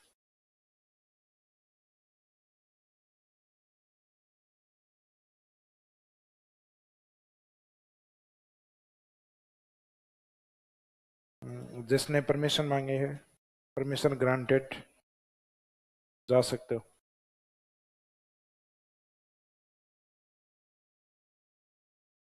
अच्छा, इसके बाद में दक्षिणी अरावली की तरफ जो मेन प्लेटियों हैं ये सारे कंप्लीट हो गए अपने। बोराट बोमट ऑलरेडी पहले से कवर था। लसाड़िया वाला आजकल देखो जो आरपीएससी का जो ट्रेंड वाला है उसमें सबसे ज्यादा तो पूछा जाता है इनका फेवरेट पठार बोराट। हर 2 से तीसरी एग्जाम जो आरपीएससी या दिनस बोर्ड लेता है उसमें रिपीट करता है इसको, तो सबसे ज्यादा बार तो रिपीटेशन होता है बोराट का। और फिर आजकल एक नया ट्रेंड चला है लसाड़िया का, तो जो ज्यादा इंपॉर्टेंट है वो बोराट, और बोराट के बाद में दूसरा लसाड़िया। फिर पॉइंट नंबर 6 में वो दो एक साथ लेंगे। चित्तौड़ वाले तो डायग्राम में मेंशन है ऑलरेडी, ये वैसे भी किस एरिया में आते हैं, या हाड़ौती में आते हैं, तो ये अपने को सिर्फ यहाँ इंडिकेट करने थे, लिखना कुछ नहीं है इनके बारे में। अब लास्ट वाले दोनों एक साथ लेना, क्रांस का and Kankwari plateau. Point number 6 में लिखेगा क्रांस का एवं प्लेट्यू, या कांकनवाड़ी या क्रांस का प्लेट्यू, दोनों नाम एक साथ लिख दीजिए, क्रांस का एंड कांकनवाड़ी प्लेट्यू, क्रांस का एवं कांकनवाड़ी पठार। अंडरलाइन करके आगे लिखिएगा ये पठार उत्तरी अरावली में अलवर में स्थित है। अलवर के ब्रैकेट में आगे सरिस्का लिखिएगा। ये पठार this plateau are located in northern Aravali in Alwar district. These plateau are located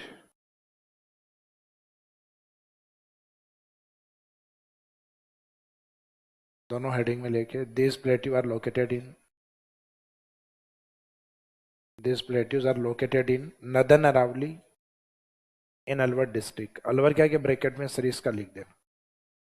ये पठार उत्तरी अरावली में, क्योंकि अपने को पता है ये उस अरावली में आएंगे जो जयपुर से ऊपर है, तो जयपुर से ऊपर अपने दौसा भी आता है, सीकर भी आता है, नीम का थाना भी आता है, झुंझुनू भी आता है, अलवर भी आता है।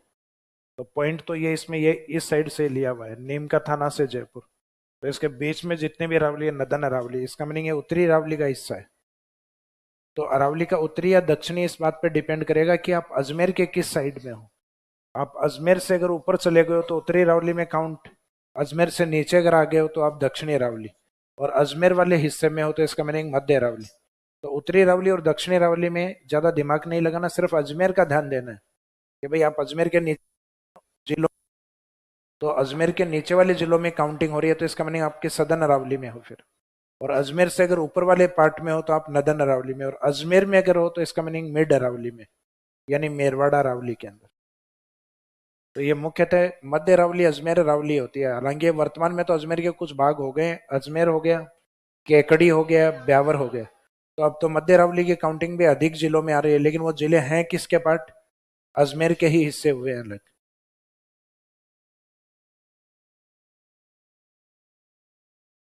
तो ये एक 50 वर्ड का आंसर अपने आप में कंप्लीट हो गया। एग्जामिनर अगर क्वेश्चन दे रहे describe the plateaus of Aravalli mountain, Aravalli के पठारों की व्याख्या करो, तो एज इट इज लिखना है अपने को।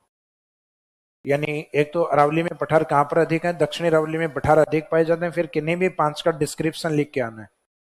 हालांकि अपने को जो लिखना उसमें एग्जाम में जगह कम मिलेगी, लाइन टू लाइन, यानी एक एक लाइन में एक एक, और पॉसिबल हो तो ये डायग्राम में आउटलाइन के साथ बनाना है, जैसे राजस्थान का जो मैप है वो बना के, और उसमें इंडिकेट करना है इनको। तो इस साइड में लसाड़िया, इस साइड में भौमट, इस साइड में बोराट, यहाँ पे उड़िया, और यहाँ पे माउंट आबू। या कोशिश ये करेंगे डायग्राम को, लगभग 7-8 लाइनें मिलेंगे जिसमें डायग्राम को अगर आप बीच में इंडिकेट करके, जैसे यहाँ माउंट आबू, यहाँ पे उड़िया और माउंट आबू, उड़िया के बारे में इस साइड वाली जो लाइन है यहाँ डिस्क्रिप्शन में लिख दो, आबू को ऊपरी स्पेस रखो उसमें लिख दीजिए, बोराट राजस्थान के ईस्ट में इस साइड में स्पेस रखिएगा, बोमट सदन की तरफ या इस वाले स्पेस में, बोराट वाले पार्ट को थोड़ा इस साइड में, लसाड़िया को इस साइड में, और जो भोमट वाला जो एरिया है उसको सदन की तरफ। तो इस तरीके से इनको सीक्वेंस वाइज 1 2 इस साइड में आ रहा है वो 3 4 और लास्ट में ये 5। तो डायग्राम पैटर्न में भी इनको डिस्क्राइब कर सकते हो। जैसे ओडिया यहाँ लिखा, located in southern Aravalli in Sirohi, the highest plateau of Rajasthan. Fact अगर मेंस में याद है तो लिख दो, नहीं है तो स्किप कर दो कि राजस्थान का सबसे ऊंचा पठार मेंस में इन चीजों का इंपॉर्टेंस नहीं है, तो प्रीलिम्स के अकॉर्डिंग इंपॉर्टेंट होते हैं। बाई चांस पूछ लिया सबसे ऊंचा पठार हाइट कितनी है, क्योंकि सबसे अधिक हाइट पे है, तो फैक्ट याद रखना जरूरी है प्रीलिम्स के अकॉर्डिंग। मेंस में पता है कि डेटा बहुत ज्यादा हो जाते हैं, तो प्रॉपर डेटा याद ही नहीं आता है, तो मेंस में इतना जरूरी नहीं है ये फैक्ट। तो अरावली के अंदर जो फिजियोग्राफिक स्ट्रक्चर या उसकी भू स्थला करते हैं, उसमें पठार कंप्लीट हो गए। अब अरावली के अंदर ही जो गैप बने हुए हैं उनको हम क्या बोलेंगे, पासेज ऑफ अरावली या नाल ऑफ अरावली। तो नेक्स्ट हेडिंग डालिए अरावली की नाल या दरे। पठारों के बाद में अगली हेडिंग है अरावली में।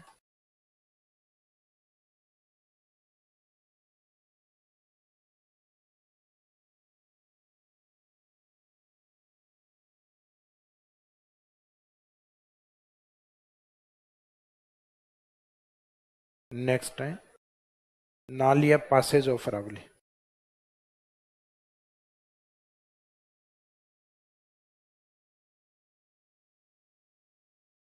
तो सबसे पहले तो ये जो नाल या पास है इनके मीनिंग क्या होते हैं। जैसे माउंटेन या पर्वतमाला है,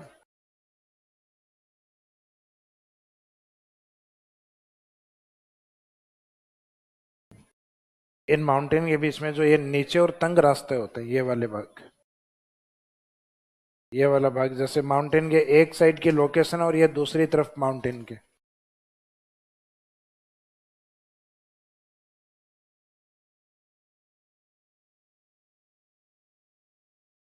ये रास्ते होते हैं वो इन नीचे वाले हिस्सों से होते हुए गुजरते हैं।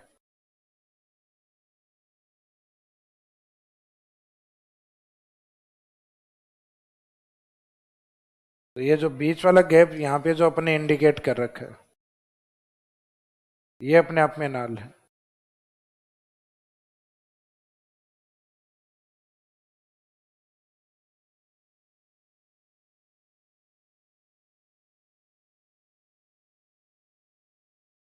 तो एक तरीके से देखा जाए तो एक नीचा और तंग रास्ता होता है, संकरे रास्ते होते हैं, lower and narrow veg.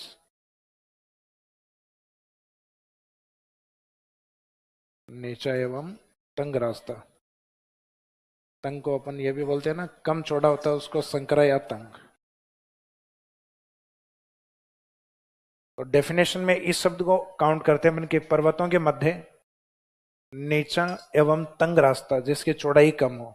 Bharat में सबसे चौड़े दरे में सदर्न इंडिया में आता है एक पाल घाट, उसकी चौड़ाई बहुत ज्यादा है। बाकी जनरली भारत के जितने भी पासेज हैं संकरे रास्ते हैं, तो इसका मीनिंग इसमें चौड़ाई कम होती है जनरली इनकी। पर्वतों के बीच का हल्का सा एक छोटा गैप होता है। जैसे अभी आपको जयपुर से आमेर की ओर जाना हो तो जल महल के सामने पहाड़ियों के बीच में से एक रास्ता जाता है, बिल्कुल संकरी सी रोड।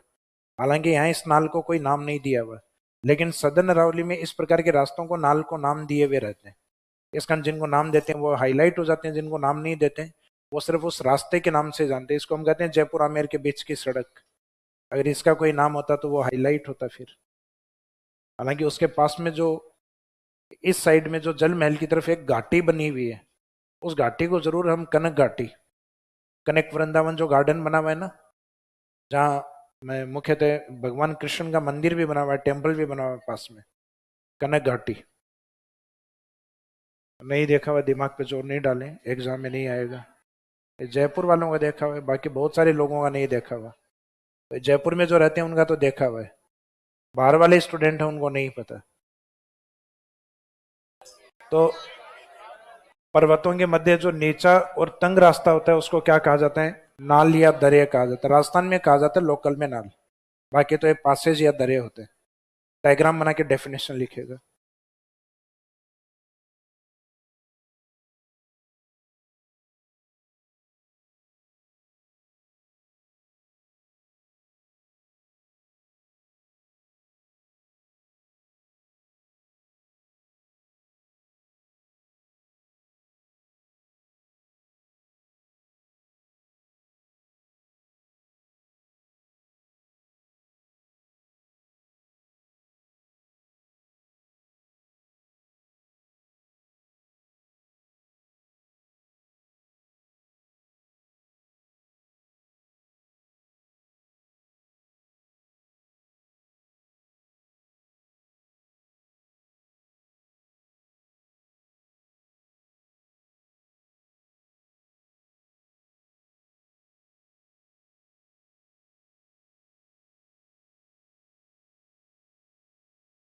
डेफिनेशन लिखिएगा।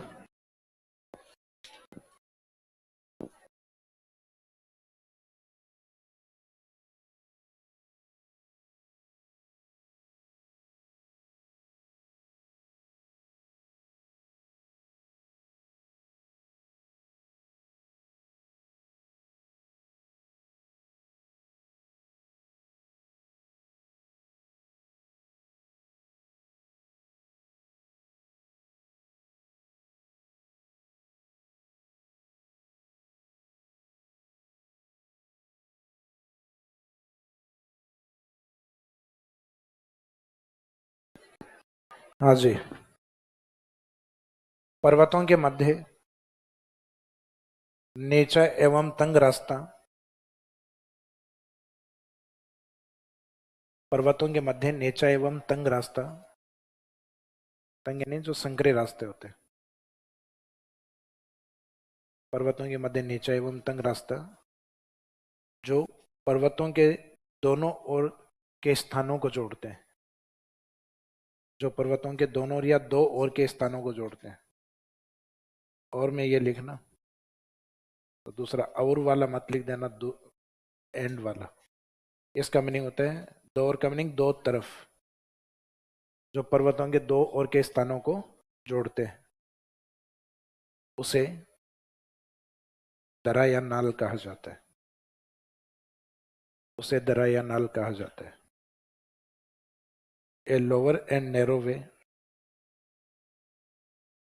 A lower and narrow way in mountain region, a lower and narrow way in mountain region which connects both side of mountain, which connects both side of mountain, both side लिख दो चाहे places लिख दीजिए। a lower and narrow way in mountain region which connects both side of mountain is known as naal or passage। a lower and narrow way in mountain region which connects both side या places, which connects both side or places is known as, या is called passage और नाल। अब इस प्रकार के जो नाल हैं ये भी मुख्यतः राजस्थान के उस हिस्से में अधिक मिलेंगे जहां अरावली की चौड़ाई ज्यादा हो और ऊंचाई ज्यादा हो, यानी ये भी मुख्यतः सदर्न अरावली में, लेकिन इसके अंदर स्पेसिफिक डिस्ट्रिक्ट भी बताया जाता है। इसमें राजस्थान के अंदर मुख्यतः राजसमंद जो जिला है वो माना जाता है कि दर्रे सर्वाधिक राजसमंद जिले में पाए जाते हैं, या दक्षिण राजसमंद या के ब्रैकेट में वही लिख देना दक्षिणी अरावली। अरावली के हिस्से में पूछा जाए तो दक्षिणी अरावली, डिस्ट्रिक्ट पूछा जाए तो राजसमंद, तो इसमें नास्ट नाम में लिखेगा। राजस्थान में सर्वाधिक दर्रे राजसमंद में पाए जाते हैं, राजसमंद के ब्रैकेट में आगे लिख देना दक्षिणी अरावली। पासेज और नाल are mostly found in Rajsamand district, passes और नाल are mostly found in Rajsamand, bracket में लिख दीजिएगा सदर्न अरावली। दर्रे या नाल सर्वाधिक राजसमंद, ब्रैकेट में दक्षिणी अरावली में पाए जाते हैं।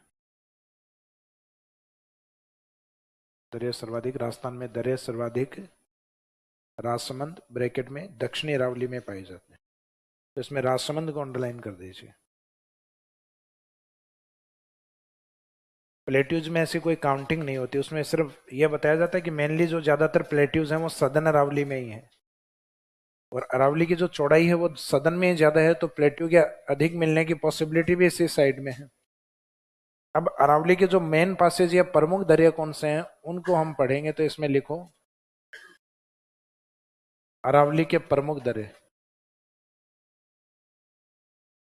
प्रमुख दरे या नाल, मेन पासेज और नाल ऑफ अरावली, अरावली के प्रमुख दरे या नाल।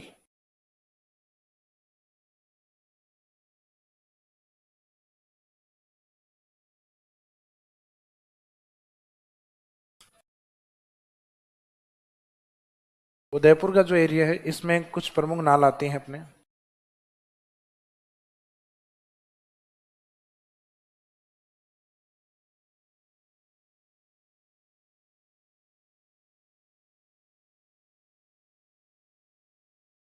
उदयपुर में एक तो आती है डेबर नाल।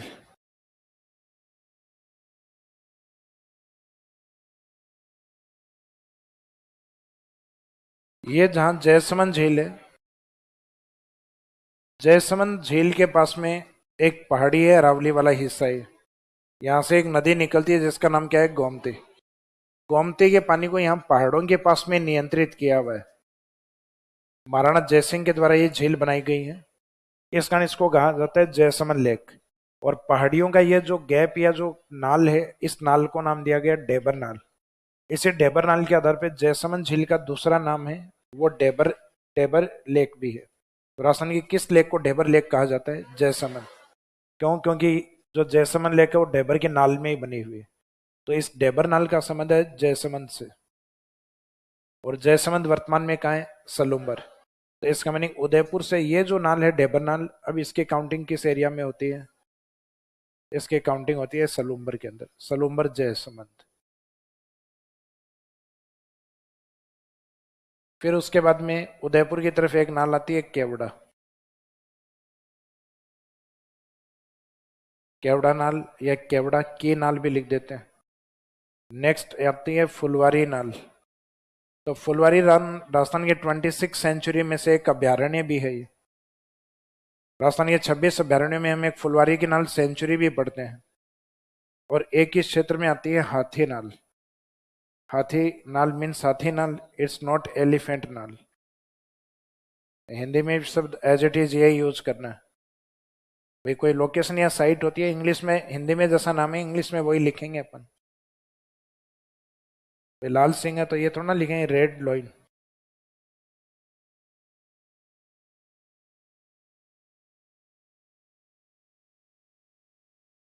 ये वाला जो डेबर नाल है, डेबर के पास में केवड़ा नाल, फुलवारी नाल, हाथी नाल, नाल सब में लगे हुए अंदर है। तो आपको याद इस तरीके से रखना है कि डेबर में केवड़ा का फूल हाथी ने तोड़ा। डेबर में केवड़ा का फूल हाथी ने तोड़ा। और डेबर में जो केवड़ा का फूल जो लगाया था वो लगाया था मान सिंह ने। मान सिंह जयपुर महाराजा। अब मान सिंह का फूल अगर कोई हाथी तोड़ेगा तो गुस्सा आएगा कि नहीं आएगा? मान सिंह को भी आया। मान सिंह ने मेवाड़ पे अटैक किया। और बदले में मेवाड़ का जो हाथी है वो सामने जवाब देने के लिए कहां पर पहुंचा, हल्दी घाटी। क्योंकि मानसिंह का जो अटैक था, मेवाड़ की सेना ने उसका सामना कहाँ किया था, हल्दी घाटी में। अब ये मत करने देना कि अच्छा उस युद्ध का मुख्य कारण ये फूल था क्या, उसके कारण अलग थे। तो ये तो याद रखने आता तरीका अपना कि डेबर में केवड़ा का फूल किसने तोड़ा। और इससे नाराज होकर मानसिंह ने अटैक किया। और वो कहाँ लड़ा गया, राजसमंद हल्दी घाटी। तो अब अपन पहुंचते हैं हल्दी घाटी किसको लेकर, हाथी को। अब जैसे ही हाथी, तो मान सिंह तो तैयार खड़े थे, जैसे ही हाथी पहुंचा तो मान सिंह ने भाला फेंक के मारा और हाथी के इतना सटीक लगा कि हाथी वहीं गूड़ा। तो हाथी गूड़ा नाल राजसमंद।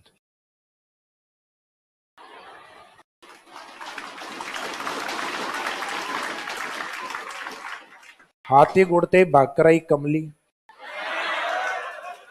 कि मेवाड़ का हाथी कैसे गूड़ा। तो वैसे तो एक कमली नहीं, खामली घाट। एग्जाम में ज्यादातर ये कमली के नाम से ही पूछा हुआ है। कमली तो वो एक मूवी थी जिसमें एक गाना आया था, मैं कमली कमली कमली हुई ऐसा करके। कौन से थे, धूम 3 थी शायद। तो ठीक था कि गाना टाइम से खत्म हो गया वो। तो ये हाथीगुड़ा नाल, कमली या खामली घाट। राजसमंद के कुछ दरे हैं जिनके नाम के आगे घाट लगा हुआ है। तो ये घाट लगते ही समझ में आ जाएगा कि मुख्यतः राजसमंद के आसपास के दरे। तो हाथी गुड़ते ही भागकर आई कौन, कमली।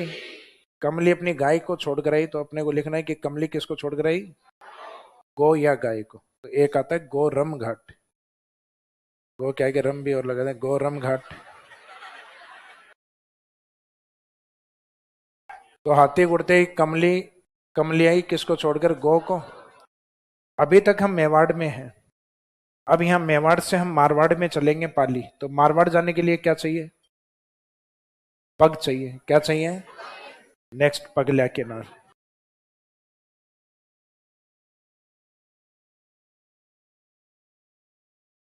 पगल्या नाल ये मुख्यतः राजसमंद, मुख्य हिस्सा इसका राजसमंद में।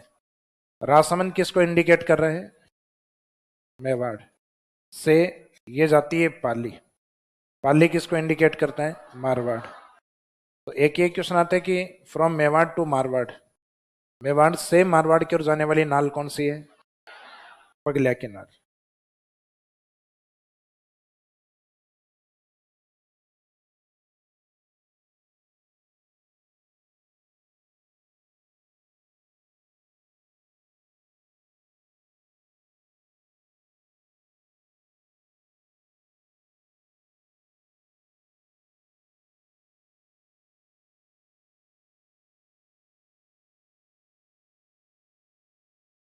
अब जैसे ही हम पगल्या से क्रॉस करके पाली पहुंचे इस साइड में,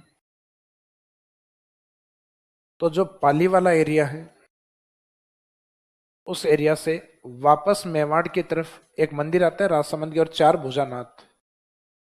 तो अपन उस साइड से पाली से अगर राजसमंद की ओर वापस एंट्री करेंगे तो उधर से आपको क्रॉस करनी पड़ेगी देसुरी।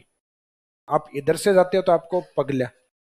तो इसका मीनिंग जो देसुरी नाल है वो कनेक्ट करती है पाली से और वापस राजसमंद चार भुजानाथ की ओर।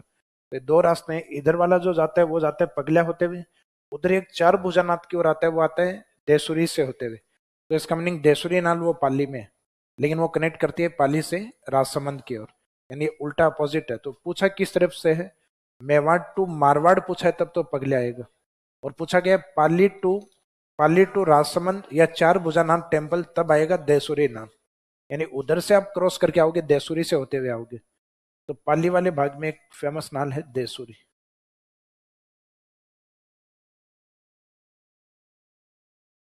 पाली के उत्तरी भाग में, जब ये उत्तरी भाग है पाली का, वो थोड़ा सा हिस्सा अलग होके ब्यावर में चला गया पाली का, और उसमें ब्यावर और पाली के बिल्कुल बॉर्डर का कुछ हिस्सा है जिसमें एक जगह आती है बर, बर है वो बर भी ब्यावर में चला गया। पहले बर कहाँ था, पाली के अंदर।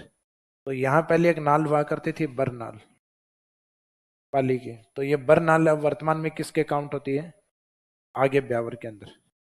तो इसके अंदर ये जो बरनाल,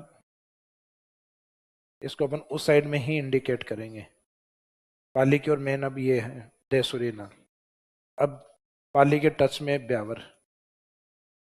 पहले हिंदी ग्रंथ अकादमी की बुक में ये एक लाइन गलत लिखी हुई आती थी कि बरनाल अजमेर में स्थित है ब्यावर में, लेकिन वो लाइन अब सही हो गई, यानी गलती से मिस्टेक से, क्योंकि पाली वालों को पता है कि बर कहाँ पर है। आप पाली की ओर जाओगे ब्यावर को क्रॉस करके, ये कुछ इस तरीके से है जैसे अभी आप कहाँ बैठे हो, जयपुर।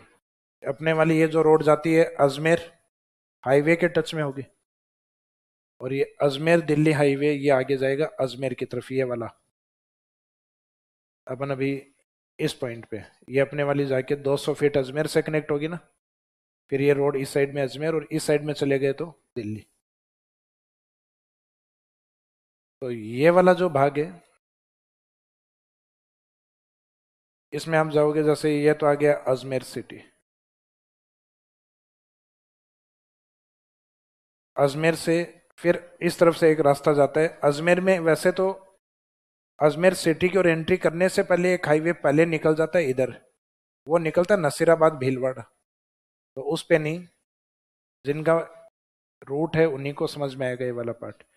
एक अजमेर से सिटी में जैसे अजमेर जाते हैं तो इस हाईवे के ऊपर NH8 पे कुछ सिटी हैं जिनके बाईपास पे रखा गया है। जैसे लेफ्ट से निकल गए तो आप हाईवे पे हो, राइट में एंट्री कर गए तो आप सिटी के अंदर हो। तो अजमेर भी ऐसे ही हाईवे के ऊपर राइट में एंट्री कर गए सिटी के अंदर, लेफ्ट में निकल गए तो ब्यावर। तो इसमें लेफ्ट में अगर हम निकलते हैं तो आप आगे ब्यावर पहुंचोगे। पहले ब्यावर का जो बॉर्डर था उस बॉर्डर के ऊपर यहाँ पर थी बर, तो ब्यावर के बॉर्डर को क्रॉस करके आप बर में एंट्री कर रहे हो, इसका मीनिंग आपकी एंट्री पाली में हो चुकी। और ब्यावर से अगर आप इस साइड में निकल गए तो इसका मीनिंग आप जोधपुर पहुंचोगे फिर। पर एक क्या है, ट्राइंगल पॉइंट है, त्रिकोणीय बिंदु है। जैसे तीन और रास्ते जाते हैं, एक तो पाली सिटी की ओर जाता है, एक इस साइड में जोधपुर की ओर जाता है, और एक आप इस साइड में आ गए तो ब्यावर अजमेर की तरफ आता है। तो ये वाला जो पॉइंट है ये है बर। BARR करना, बार में तो कहीं और पहुंच जाओगे। ये बर, तो बर प्रेजेंट कहां पर है, ब्यावर में। और फिर आप ब्यावर में यहां पहुंचते हो तो ब्यावर के अंदर यहाँ लोकल में दो नाल और आती हैं, जिसमें एक आती है परवारिया नाल और एक आती है सूरा नाल।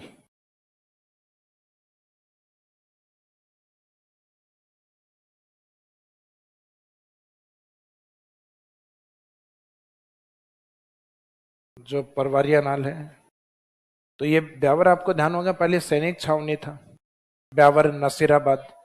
तो ब्यावर वाले एरिया में पहले अंग्रेज रहा करते थे, जो बिना किसी की परवाह के, जो बिना किसी की परवाह के शाम को क्या लगाया करते थे, सूरा।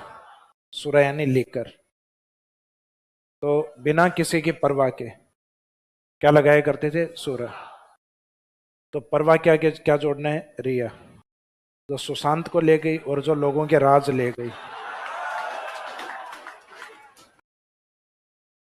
तो ये जो ब्यावर वाला जो पार्ट है, इसमें अब एक तो नई नाल आ गई है, कौन सी, बर,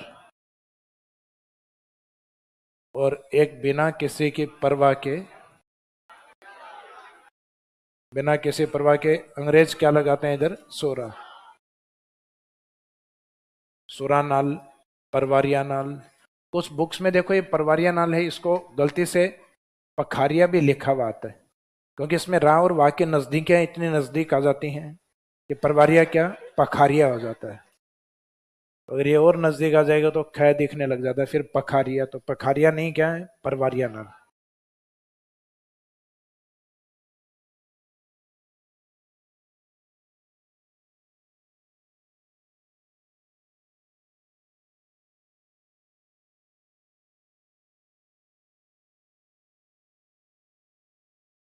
तो अब इसमें जो मेन नाल हैं जिनकी डिटेल अपन लिखेंगे, इधर ढेबर, ये फुलवारी नाल, इधर ये हाथीगुड़ा नाल, इधर पगला नाल, और इस साइड में देसुरी नाल। देसरी नहीं, देसुरी है ये, देसुरी नाल, ये मेन नाल। एक लास्ट में बर, बर की लोकेशन चेंज हो गई है। तो डिस्क्रिप्शन इन 5-6 नाल के बारे में, यानी कम से कम आप 5 नाल के बारे में लिख पाओ। तो इनको थोड़ा डिटेल में लिखेंगे, बाकी लगभग 10-12 जो भी नाल हैं इनके लोकेशन आपको याद होने चाहिए। मोस्टली अगर ध्यान दोगे तो सदन अरावली है लोकेशन, या तो उदयपुर है, या फिर राजसमंद है, या पाली, या फिर ब्यावर। अब एक हिस्सा जो अपने को पता है कि डेबर अलग हो गया है, जयसमंद वाला कहाँ पे चला गया है, सलूम्बर। भाई उदयपुर से जो डेबर है वो जयसमंद के पार्ट में, तो वो अब किस में काउंट होगा, सलूम्बर। अदरवाइज पहले उदयपुर का ही हिस्सा था। तो कनेक्ट तो उदयपुर से करके ही लिखना, लेकिन उसके आगे ब्रैकेट में लिख देना सलूम्बर जयसमंद, तो आइडिया लग जाएगा कि जयसमंद और सलूम्बर वाला पार्ट है। और डिस्क्रिप्शन या डिटेल लिखवाएंगे, वहां लोकेशन लिखवाएंगे उसकी, उसमें जिला सलूम्बर ही लिखेंगे। तो इसमें डेबर में अपन ने यही लिखा है इधर, सलूम्बर, सलूम्बर जयसमंद।